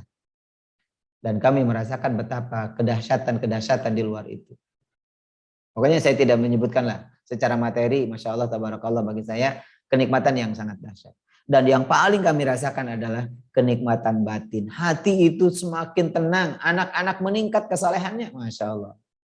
Jadi salah satu di antaranya, kalau kita ingin membersihkan hati kita dan membersihkan masalah-masalah di rumah, termasuk masalah-masalah anak, masalah istri, masalah rumah tangga, perbanyak sedekah, infak, dan zakatnya. Keren itu. Saya testimoninya bukan saya. Bahkan yang paling dahsyat Bapak dan Ibu, tahun 2019 saya kecelakaan. Mobil saya, Livina itu disenggol sama trailer. Jeder. Saya nabrak ke samping kanan itu pembatas jalan. Sampai loncat, saya pulang dari Jakarta. Sampai mobil saya terloncat, menghadap lagi ke wilayah Jakarta. Dengan beda arus. Tapi apa yang terjadi? Sampai bingung petugas ambulan jalan tol. Gak ada satu luka pun di kami. Saya, istri saya, dan kedua anak saya yang ikut di tempat itu. Tak ada satupun yang luka. Dan ternyata setelah saya coba telusuri, apa kata Allah? Orang yang bersodako, berzakat, berinfak itu Allah akan jauhkan dari mara bahaya. Ada terjadi bahaya, tapi Allah selamatkan. Kenapa kata Rasulullah? Zakat, infak, sodako itu pahalanya akan datang mendampingi, menyelamatkan dia sebelum terjadi kecelakaan itu akan menimpa dia. Dan saya merasakan itu luar biasa dahsyat. Sampai terbingung-bingung itu petugas jalan tol, petugas medisnya itu di ambulan. Kami berperiksain satu-satu seluruh tubuh kami. Mobil ringsek, tapi tubuh sedikit pun di antara tubuh kami berempat gak ada yang luka sedikit. Siapa yang nolongin? Hanya Allah yang Maha Kuasa lewat memperbanyak sedekah. Kami kecewa? Enggak. Kami marah? Enggak. Saling menyalahkan? Tidak. Kenapa? Karena sudah terbiasa untuk bagaimana hati kita tetap tenang. Itulah tazkiyatun nafs.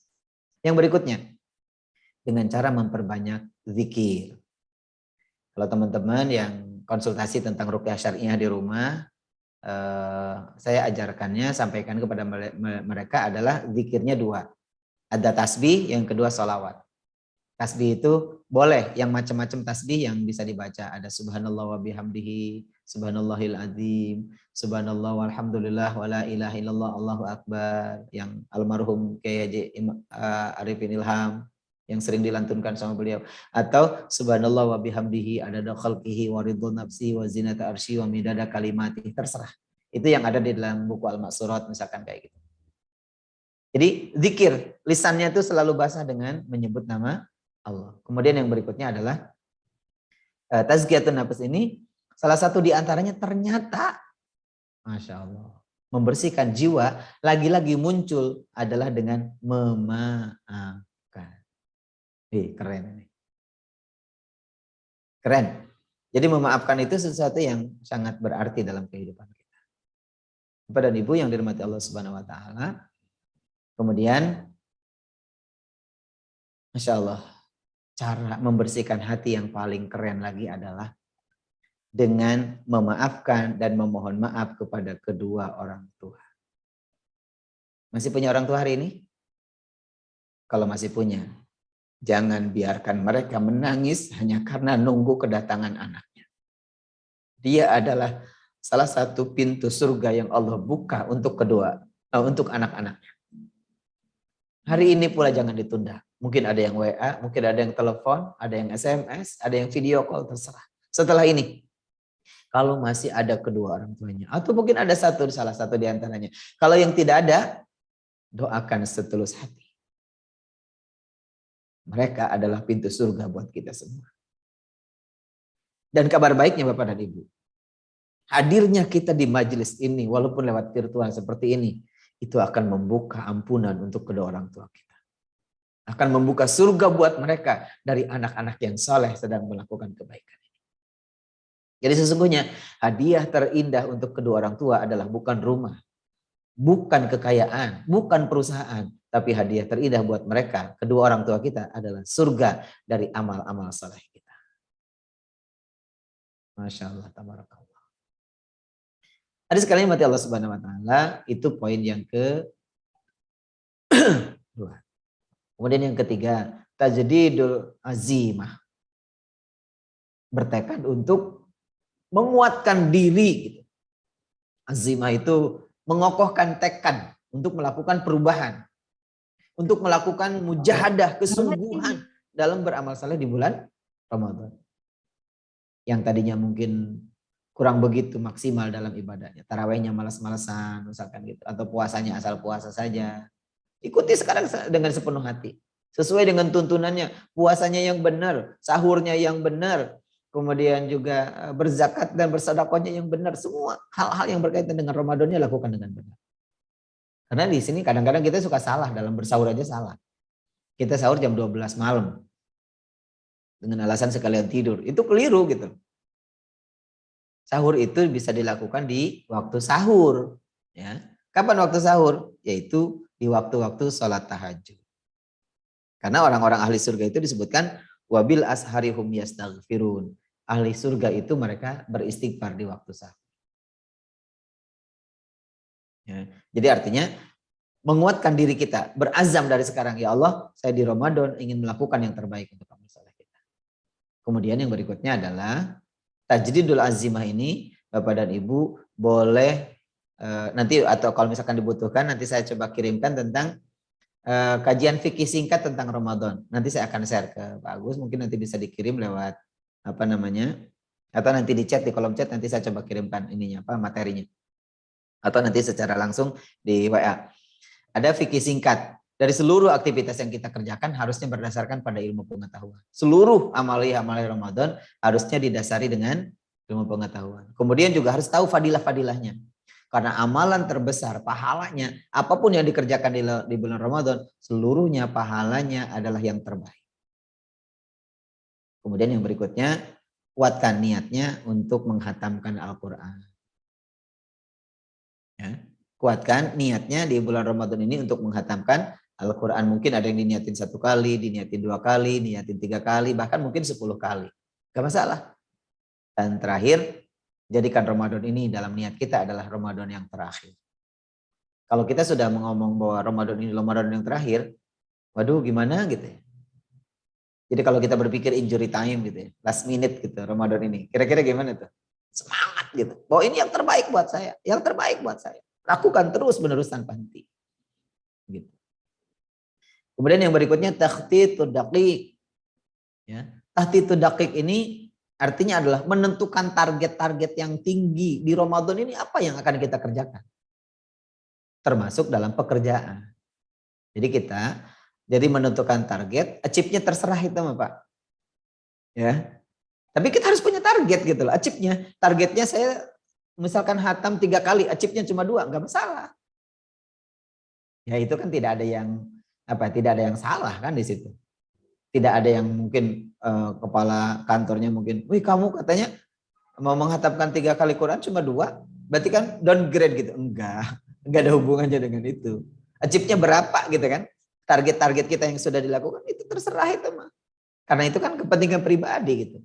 Tapi kalau misalkan dibuat sebuah sebuah jurnal evaluasi selama Ramadan, mungkin oleh panitia Ramadan di DJKN ini, silahkan bikin jurnalnya sehingga terevaluasi tuh.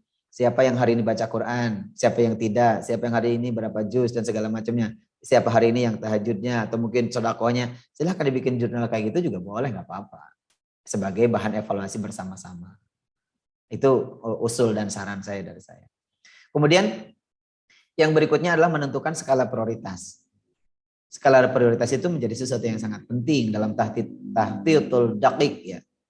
Jadi pekerjaan itu kadang-kadang ada yang membuat kita menghalangi kewajiban kita.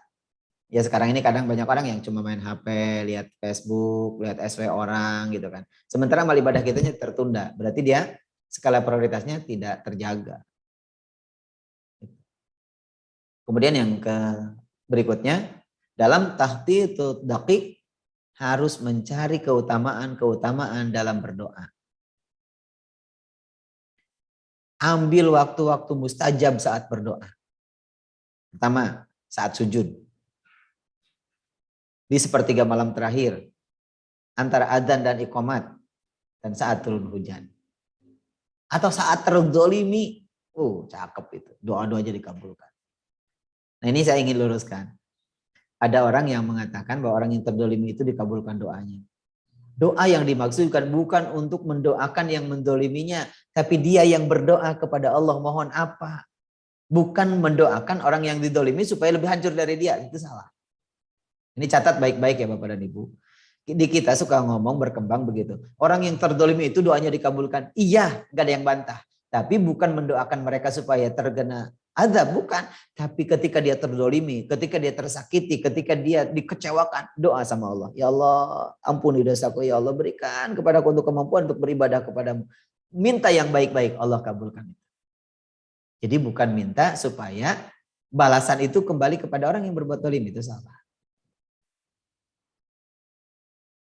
Kemudian yang terakhir, di takhtitud daqiq ini pandai menjaga waktu. Karena salah satu di antaranya orang-orang yang orang yang akan menjadi hancur kehidupannya karena dia tidak bisa menjaga waktu. Sampai Allah mengingatkan dalam surat Al-Asr, wal asr innal insana lafi khusr illal ladzina amanu wa amilus shalihati wa tawassaw bil haqq wa tawassaw bis sabr. Poin yang kelima adalah at-tawakkal 'ala Allah. Tawakal 'ala Allah. Dan kita coba lihat, apa tawakal itu? Berserah diri kepada Allah. Kapan waktunya berserah diri? Ini juga lagi-lagi kadang-kadang kita salah menempatkan Bapak dan Ibu. Tawakal itu biasanya kita sudah jungkir balik, sudah kejedot kiri dan kanan, baru dia bilang, wah kalau begini saya harus tawakal deh. Itu ternyata keliru Bapak dan Ibu. Kenapa kelirunya? Catat baik-baik. Ada yang hafal doa bepergian? Apa doa yang ketika kita mau berangkat? Bismillahi tawakkaltu 'ala Allah. La haula wala quwata illa billah. Doa itu dibaca sesudah berangkat atau sebelum berangkat? Sebelum. Sebelum. Artinya apa? Tawakal kepada Allah itu di awal. Bukan di akhir gitu. Sudah babak belur, sudah bonyok gitu ya, sudah jungkir balik, baru bilang, wah usaha kita sudah gagal. Berarti kita harus tawakal. Terlambat. Jadi mau niat dengan azimah tadi, dengan niat yang kuat tadi, tawakal pada Allah. Allah yang akan menentukan niat kita. Begitu seharusnya. Kemudian yang berikutnya adalah dalam tawakal Allah itu adalah ternyata satu di antaranya mohon pertolongan Allah, mohon bantuan Allah, mohon campur tangan Allah. Boleh nggak kalau Allah intervensi dalam urusan kita? Boleh. Karena Allah ketika intervensi dalam urusan kita, itu pasti yang terbaik yang Allah berikan. Kemudian yang berikutnya tawakal Allah itu adalah berlepas diri dari segala upaya kekuatan selain Allah. Ini poin pertama tadi. Jangan pernah ada yang menurut kita, misalkan gini, ya pengalaman dulu ya. Ketika misalkan saya ditilang gitu. Tenang aja lah, kita teman saya kan polisi gitu. Berarti bergantung kepada siapa? Pada polisi. Salah itu ternyata. Ternyata kenyataannya ketika kita minta tolong, dia tidak nolongin kita karena bukan bagian dia. Kecewa nggak? Kecewa gitu. Padahal dia polisi tapi nggak bisa nolongin saya. Percuma saya punya teman polisi. Lah kan bukan bagiannya. Benar nggak? Jadi kecewa kitanya. Ya, sudahlah, sekarang mah minta tolongnya sama Allah saja. Saya kenapa ngomong kayak gitu? Karena pengalaman, Pak. Begitu dulu. Ceritanya. Padahal dia jamaah saya. Dia juga kenal saya. Dan sering berkomunikasi. Ketika minta tolong, nggak bisa. Ya bukan bagiannya gitu. Apalagi tempatnya berbeda. Dia mah di sini, dia itu yang kita, TKP-nya di mana gitu. Ya nggak bisa gitu. Bukan urusannya. Jadi udahlah, jangan bergantung kepada selain Allah. Baik, terakhir. Materi kita yang terakhir adalah tadribun nafs. Ya, insya Allah sudah waktu udah 1 jam. Tapi ini masih ada sisa di slide ini. Tadribun nafs. Apa tadrib itu? Latihan. Jadi memang atlet-atlet terkenal atau atlet-atlet profesional, apapun namanya, itu butuh latihan. Makanya latihannya tadribun nafs, melatih diri. Apa yang harus kita latih sekarang ini? Mulai dari awal. Bagi yang belum, melatih dirinya untuk salatnya tepat waktu. Melatih diri untuk salatnya berjamaah di masjid bagi yang laki-laki. Melatih diri untuk baca Quran 1 hari minimal 1 juz. Melatih diri sudah mulai bangun malam untuk tahajud. Karena nanti kalau sudah terbiasa bangun subuhnya, bangun malamnya untuk sahur. Melatih diri dari sekarang sudah mulai senang bersilaturahim. Baik itu silaturahim mungkin lewat offline ataupun mungkin lewat online dengan virtual, nggak masalah.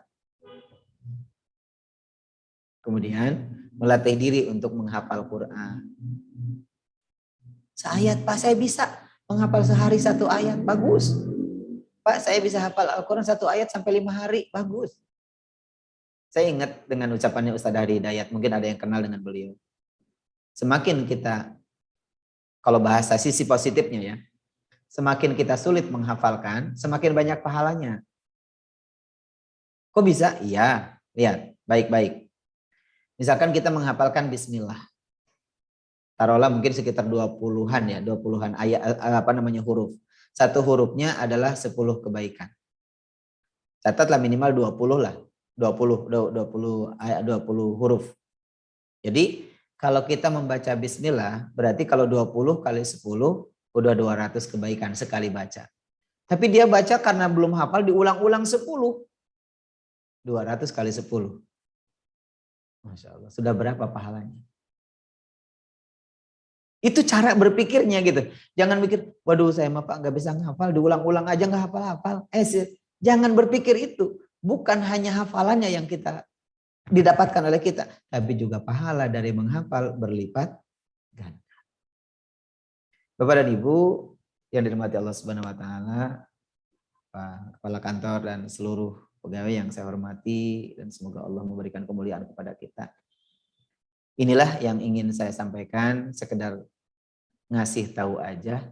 Semoga produktivitas amal saleh kita meningkat, termasuk etos kerja di bagian masing-masing, bukan hanya sekedar rutinitas, tapi benar-benar menunjukkan kepada Allah bahwa kita sebagai karyawan yang terbaik, sebagai pegawai yang terbaik, sebagai atasan yang terbaik. Siapapun kita harusnya menjadi yang terbaik di sisi Allah Subhanahu wa taala. Demikian yang bisa disampaikan, semoga bermanfaat. Mohon maaf kalau ada yang tidak berkenan, bahkan mungkin menyinggung perasaan dari ucapan-ucapan saya tadi. Salam kenal dari jarak jauh, saya Zainal Arifin, yang tadi sudah CV-nya sedikitnya disampaikan kepada teman-teman semuanya. Semoga kita bisa bersilaturahim bukan hanya sekedar di online seperti ini. Mungkin besok atau lusa kita bisa ketemu secara bertatap muka. Sapa saya kalau ketemu dimanapun. Semoga ini menjadi sebagai jalinan kasih di hati kita untuk menuju ridhonya Allah Subhanahu wa taala. Demikian saya akhiri dulu dan saya kembalikan ke pembawa acara. Saya akhiri dengan Bighfirli wa tub alayya innaka antat tawwabul ghafur. Subhanaka Allahumma bihamdika asyhadu an la ilaha illa anta astaghfiruka wa atubu ilaik. Wa akhiru da'wana alhamdulillahirabbil alamin. Assalamualaikum warahmatullahi wabarakatuh. Waalaikumsalam warahmatullahi wabarakatuh. Jazakallah Ustadz atas materi yang disampaikan, luar biasa ya, Masya Allah. Ini menjadi pencerah buat kita dan juga bisa kita renungkan gitu ya untuk kita amalkan. Ustadz, beberapa barangkali yang sudah masuk ke dalam kolom chat ada pertanyaan, dan mohon izin untuk melanjutkan dengan sesi tanya jawab. Yang pertama dari Ibu Eka Novianti ya. Ini pertanyaannya kami bacakan. Assalamualaikum Ustadz. Seperti banyak umumnya, saya merasa ibadah saya pada saat Ramadan diusahakan maksimal, dan semua saya jalani dengan senang dan ringan rasanya. Namun setelah Ramadan, ibadah saya kembali pada saat sebelumnya atau tidak dapat mempertahankannya. Rasanya berat sekali menjalankan seperti pada bulan Ramadan. Adakah niat dan doa untuk menjaga ibadah kita agar selalu istiqomah dan dimudahkan menjalankannya? Terima kasih Ustadz. Assalamualaikum warahmatullahi wabarakatuh. Waalaikumsalam warahmatullahi wabarakatuh. Pertanyaan dari kolom chat. Ya, tafadhol Ustaz untuk Baik, jazakallah khair atas pertanyaannya, pertanyaan keren ini. Kalau melihat merujuk dari materi yang tadi sudah disampaikan, salah satu di antaranya kita harus takhtidul azim. Bagaimana kita menguatkan azam kita, menguatkan azam. Jadi kita sudah niat, diazamkan oleh kita. Kalau niat aja nggak cukup, tapi diazamkan, dikuatkan. Yang pertama. Kemudian kalau kita merujuk pada doa yang diajarkan Rasulullah adalah dengan doanya ya muqallibal qulub sabit qalbi ala dinik la ilaha illa anta subhanaka inni kuntu minadh dhalimin. Itu salah satu di antaranya doa yang diajarkan agar hati kita terus gitu bolak-baliknya di dunia kebaikan aja terus gitu tanpa jeda. Gitu. Insya Allah itu salah satu di antaranya. Saya pikir doa ini sudah lumrah ya, sudah populer gitu ya. Sudah populer di kalangan masyarakat kaum muslimin bahwa ada doa yang bisa dijadikan sebagai motivasi dalam kehidupan kita dengan mohon kepada Allah untuk ditetapkan hati. Karena tadi ya muqallibal qulub sabit qalbi ala dinik. Dinik yang dimaksudkan adalah agama Allah, aktivitas di jalan Allah gitu Bu. Demikian Allah a'lam. Ya, terima kasih Ustaz. Silakan kepada hadirin yang ingin menanyakan kepada Pak Ustaz. Silakan raise hand atau langsung saja open mic. Arif mau bertanya Pak Arif. Baik, silakan Pak Zulfi. Silakan. Assalamualaikum Pak Ustadz. Waalaikumsalam warahmatullahi wabarakatuh.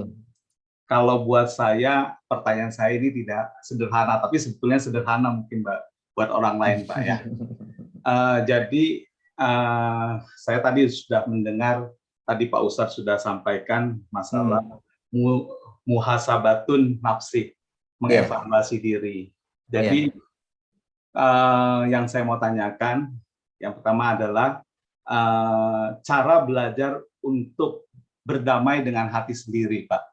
Terus juga cara juga belajar menanamkan rasa ikhlas yang seikhlas-ikhlasnya. Jadi kadangkala di mulut sudah sudah terucap gitu, tapi di hati kecil ini sulit gitu, Pak, untuk yaitu berdamai dengan hati gitu dan juga ikhlas. Itu aja Pak, mungkin Pak. Terima kasih. Baik. Sama-sama Pak. Dengan Pak Kanwil ya. Jadi insya Allah mungkin mudah-mudahan ini saya pikir tadi di awal sudah disampaikan bahwa salah satu di antaranya kita tidak mungkin bisa menyelesaikan masalah yang besar kalau kita sendiri tidak bisa menyelesaikan masalah hati kita. Itu kata kunci ya. Quote-nya hari ini, selesaikan masalah dengan hati, maka akan terselesaikan masalah yang lainnya. Nah gitu ya. Quote-nya hari ini boleh ya. Gitu.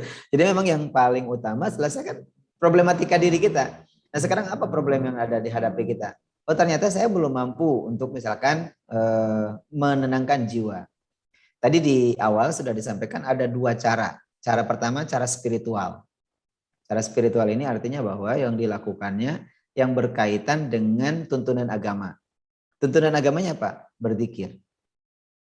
Jadi basahi lisan kita kapanpun dan dimanapun dengan terus mengucapkan kalimat-kalimat thayyibah. Dengan istighfar, dengan sholawat, dengan baca tasbih, terserah itu mah.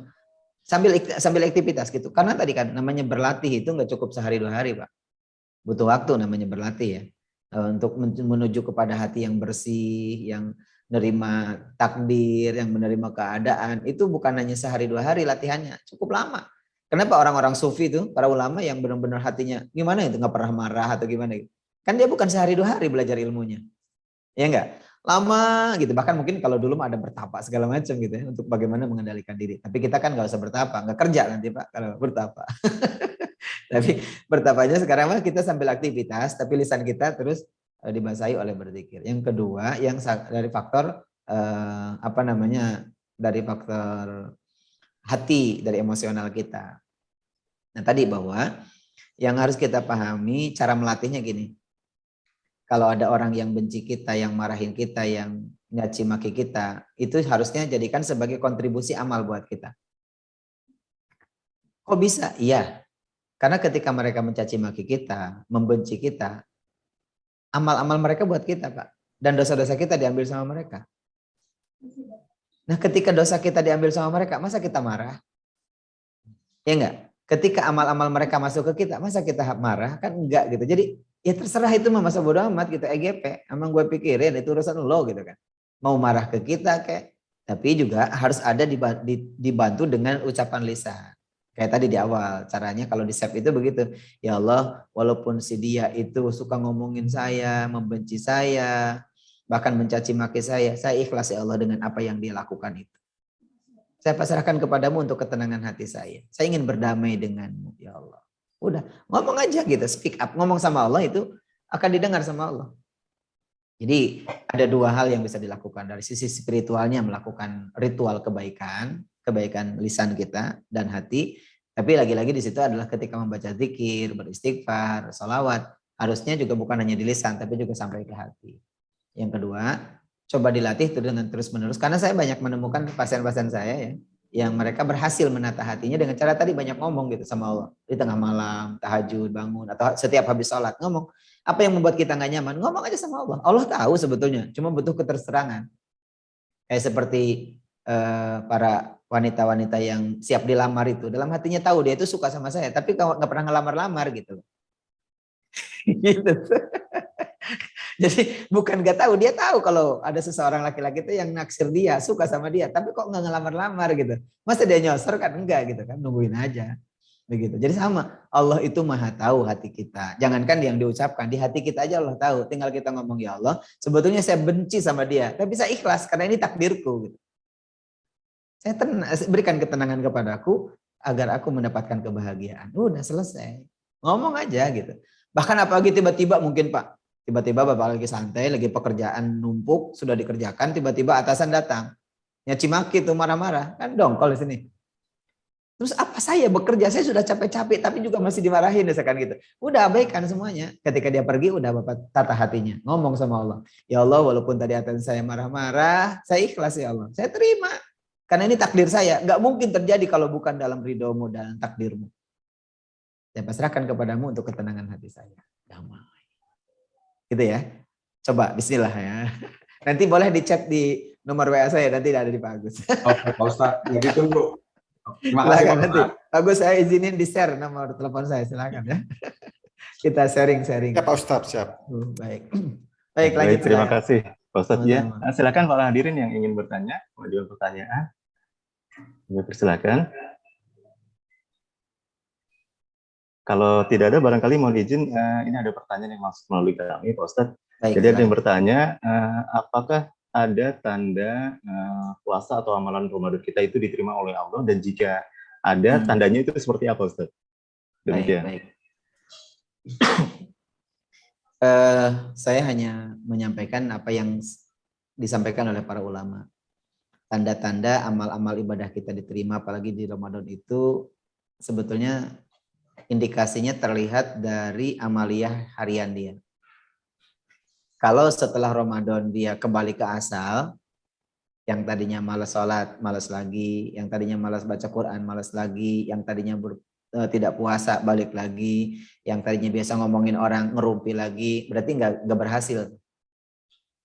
Tapi indikasinya kalau setelah Ramadan itu sholatnya semakin rajin, baca Qurannya semakin rajin, berzikir dan berdoanya rajin, beramal soleh yang lainnya rajin, berarti dia sukses. Gitu. Indikasinya begitu Pak. Dan itu nggak bisa diponis satu persatu. Yang tahu adalah diri kita sendiri. Bukan saya, bukan Bapak.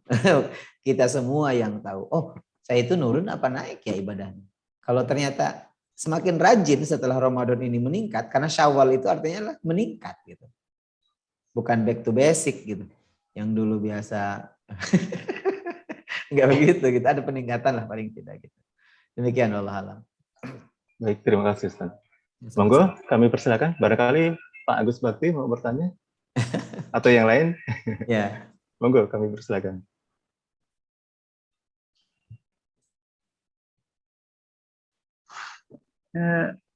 Izin bertanya nih Pak Arif. Ya, monggo silakan Ibu. Silakan. Ya. Assalamualaikum warahmatullahi wabarakatuh. Selamat siang Pak Ustadz. Amin. Semua ini ya. Ini Pak, ini saya pengen sharing lah Pak ya. Ya, silakan. Mungkin terkait dengan kita tuh ada kata-kata integritas itu Pak. Iya. Nah untuk situasi COVID saat ini memang kan terkait integritas itu kan tinggal di kitanya itu seperti apa kita memanagenya. Iya. Nah kalau umpamanya kan kalau pegawai negeri itu kan ada janji-janji ya Pak. Nah itu. Yeah. Nah kira-kira Pak, kira-kira kita kan yang pasti ya, kalau yang paling benar itu ya tadi ya, Maha Suci kan Allah Pak. Betul. Nah, kalau kita samakan integritas itu dengan suatu kesucian ya, berarti kita ini kan sebagai manusia kan tidak akan suci Pak. Betul. Nah maksud saya di sini, kalau dalam keseharian kan banyak sekali kita ya, nah mungkin apakah tidak sesuai ataupun kita melanggar secara kita tidak sengaja ataupun kita sengaja. kira-kira mungkin kita mohon ampun seperti apa Pak, mungkin doa-doa kita seperti apa ya. Iya. Itu aja kali Pak Ustadz terkait dengan Baik. supaya kita nih larang-larang apa yang telah kita janjikan itu kita bisa wujudkan. Itu aja kali Pak. Terima kasih. Amin, amin, amin. Baik, terima kasih Ibu atas pertanyaannya, cerdas nih pertanyaan, keren. Memang itu kan problematika kita semua ya Bu. Manusia tidak ada yang sempurna dan tidak ada yang abadi kecuali Allah. Jadi moto saya. Yang harus dipahami oleh kita, dengan segala keterbatasan yang kita miliki, baik ilmu pengetahuan, secara fisik, secara keilmuan dan lain sebagainya, kan ada keterbatasan di antara kita, termasuk keterbatasan dalam komitmen. Memang integritas itu menyatunya antara ucapan, pikiran, dan perbuatan. Itu namanya integritas. Kita punya kekuatan yang harus benar-benar dibuktikan oleh kita. Saat kita ngomong, kemudian saat kita punya planningnya, kemudian ada actingnya, ada controllingnya. Jadi 3 hal ini mesti sejalan. Tapi ada kalanya dengan situasi-situasi yang tidak menentu, itu tidak bisa terselesaikan dengan baik. Maka jangankan itu urusan dunia, urusan akhirat saja Allah masih berikan kesempatan. Ada beberapa doa yang bisa dibaca. Salah satu diantaranya dengan istighfar. Yang kedua doa istighfarnya Nabi Adam. Ya, ada istighfarnya Nabi Yunus yang la ilaha illa anta subhanaka inni kuntu minadz dzalimin. Ya Allah, tidak ada Tuhan selain Kau dan aku termasuk orang yang zalim. Kenapa? Sudah bikin rencana tapi nggak chip gitu misalkan. Itu salah satu diantaranya kan gitu. Kan berarti seolah kita tidak punya integritas. Rencana keren gitu tapi nggak chip, walaupun mungkin adalah ketercapaian berapa-berapanya. Tapi nggak 100% atau bahkan mungkin bisa melebihi dari target. Ya, namanya kemampuan manusia kan terbatas. Makanya tadi dengan Rabbana dzalamna anfusana wa illam taghfir lana wa tarhamna lanakunanna minal khasirin, atau dengan membaca la ilaha illa anta subhanaka inni kuntu minadz dzalimin sambil terus memperbaiki diri, melanjutkan kinerja kita dengan sebaik mungkin. Gitu, Bu. Dan kemudian kalau untuk menjaga keistiqomahan tadi agar terus komitmen dengan integritasnya, ya tadi ya muqallibal qulub sabit qalbi ala dinik. Karena kita pahami bahwa bekerja kita ibadah. Ya, seperti yang di awal tadi saya sampaikan, kita bekerja adalah ibadah. Cari nafkah itu ibadah. Perintah Allah agar kita bisa berzakat, agar kita bisa bersedekah, agar kita bisa berinfak, agar kita bisa berbagi kepada yang mereka memang layak untuk mendapatkan dari kita. Beneficiariesnya siapa gitu, PM-nya tuh. Penerima manfaatnya siapa. Jadi kita berpikir, apa yang saya miliki itu adalah hak orang lain. Dan gimana saya bisa memberi kalau saya nggak punya? Nah, kalau saya pengen punya, bekerja, maka bekerja menjadi ibadah buat kita. Demikian, semangat Bu, tetap berkontribusi yang terbaik negeri ini. Terima kasih Pak Ustadz. Sama-sama. Ya, baik, terima kasih Ustaz. Monggo kami persilakan lagi Bapak Ibu hadirin, jika masih ada yang ingin ditanyakan, kami persilakan. Kalau belum ada, mohon izin Pak Ustadz, ini ada titipan pertanyaan lagi Pak Ustadz dari kalangan akhwat Pak Ustadz ya. Jadi pertanyaannya, bagaimana cara mengkodok bagi para ibu yang tidak berpuasa karena sedang hamil atau sedang menyusui? Demikian Ustaz. Tafadhol Ustaz.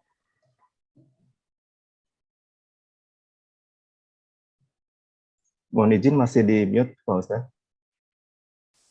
Oke. Ada pembahasan secara khusus. Jadi ada 3 hal. Ada yang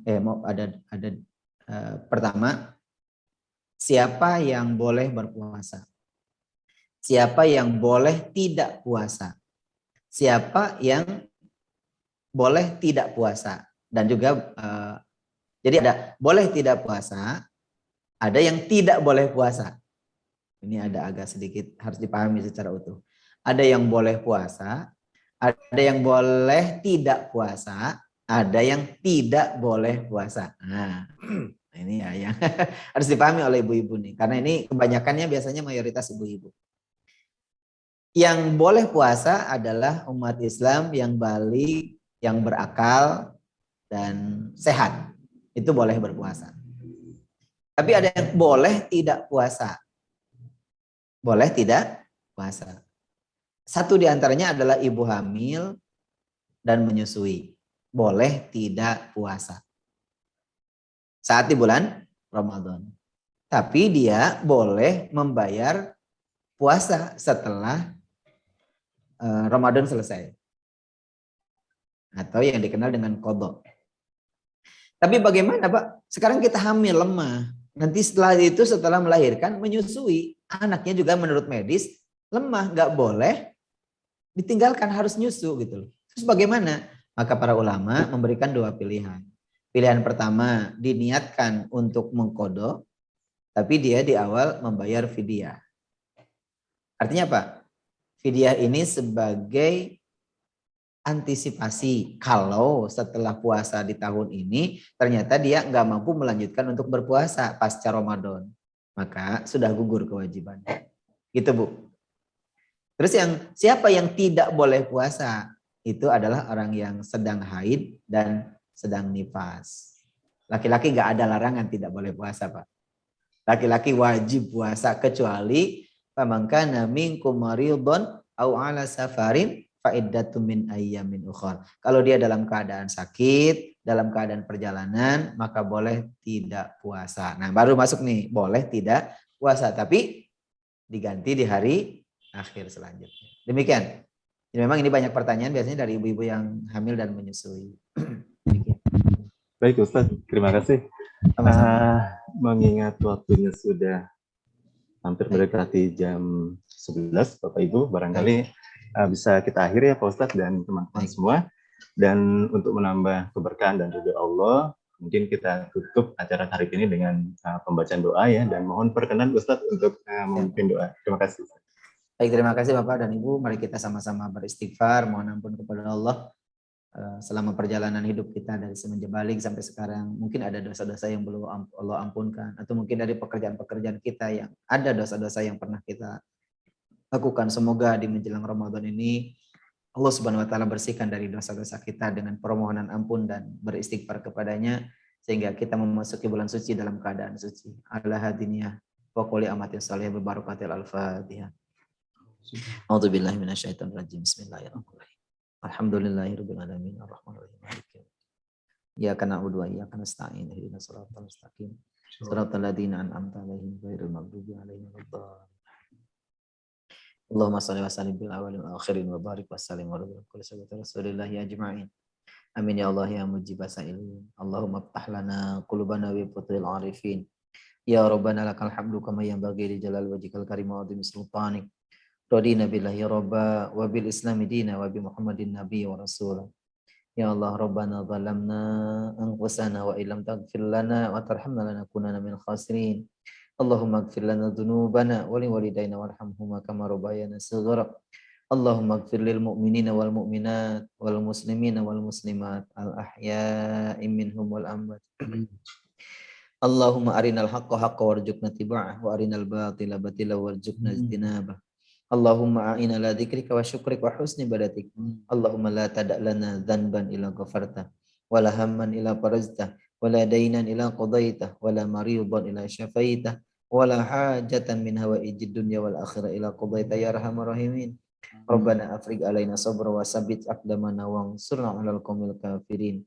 Ya muqallibal qulubana sabbit qalbi 'ala dinik. La ilaha illa anta subhanaka inna kunna minadh dhalimin. Rabbana taqabbal minna innaka antas samiul alim wa tub alaina innaka antat tawwabur rahim. Allahumma balighna Ramadan. Allahumma balighna Ramadan. Allahumma balighna Ramadan. Ya Allah ya Rabb yang Maha Pengampun, ampunilah dosa-dosa kami ya Allah. Ampunilah dosa kedua orang tua kami ya Rabb. Berikan kekuatan kepada kami untuk senantiasa beriman kepadamu ya Allah. Teguhkan hati ini untuk istiqomah dalam melakukan kebaikan di jalan-Mu ya Allah. Jadikan amal-amal saleh kami sebagai pemberat timbangan kebaikan kami ya Allah. Jadikan pekerjaan kami sebagai amal saleh kami yang akan mendatangkan kebaikan di hari kiamat nanti ya Allah. Hasbunallahu wa ni'mal wakil, ni'mal maula wa ni'man nasir. Ya Allah, kami memang tidak pantas memohon kepadamu ya Allah karena kami berlumuran dosa. Tapi kami mohon kepada siapa lagi selain kepadamu ya Allah. Ampunilah dosa kami. Ampunilah dosa kedua orang tua kami ya Allah. Selamatkan mereka di dunia dan akhirat ya Allah. Kalau saja ibu kami sudah meninggal, maka mereka jauhkan dari siksa kuburnya ya Allah. Hasbunallahu wa ni'mal wakil, ni'mal maula wa ni'man nasir. Rabbana taqabbal minna innaka antas samiul alim wa tub alaina innaka antat tawwabur rahim. Rabbana atina min ladunka rahmah wa hayyi lana min amrina rasyada. Rabbana taqabbal minna innaka antas samiul alim wa tub alaina innaka antat tawwabur rahim. Allahumma inna nas'aluka ridhaka wal jannah wa na'udzubika min sakhatika wan nar.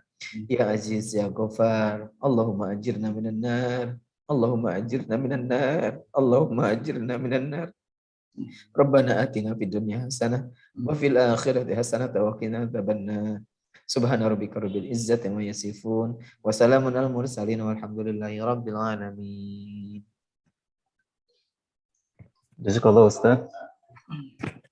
Para hadirin yang berbahagia, dengan usainya pembacaan doa, maka berakhir pula Tahrif Ramadan 1443 Hijrah Kanwil Dejiken Lampung dan Bengkulu. Kami selaku pembawa acara, mohon maaf atas segala kekurangan. Terima kasih atas segala perhatian. Akhirul kalam, wallahul muwaffiq ila aqwamit thoriq. Wassalamualaikum warahmatullahi wabarakatuh. Waalaikumsalam warahmatullahi wabarakatuh. Jazakumullah Pak Ustadz. Waalaikum. Jazakallah Pak Ustadz. Ya, sehat selalu Pak Ustadz. Amin amin. Pak Ustadz, terima kasih Pak Ustadz. Sama-sama. Terima kasih Pak Ustadz. Sama-sama. Semoga berkah. Allah Amin, selamat amin. menjalankan ibadah puasa semuanya. Amin. Terima kasih Pak Amin. Ustadz. Sehat selalu Ustaz. Sehat selalu teman-teman semua. Terima kasih Amin, atas amin, kehadirannya. amin. Ya, Tajil baik. live ya. Ya, terima kasih Ustaz. Sama-sama. Ya buat teman-teman, selamat beribadah puasa ya. Maaf lahir batin kalau ada salah kata, salah apapun itu. Baik, sama-sama Pak Ustaz. Teman-teman semua, mohon maaf lahir dan batin. Semoga sehat selalu. Ada Mbak Ramadannya lancar. Iva. Halo Mbak Iva, Assalamualaikum. Salam.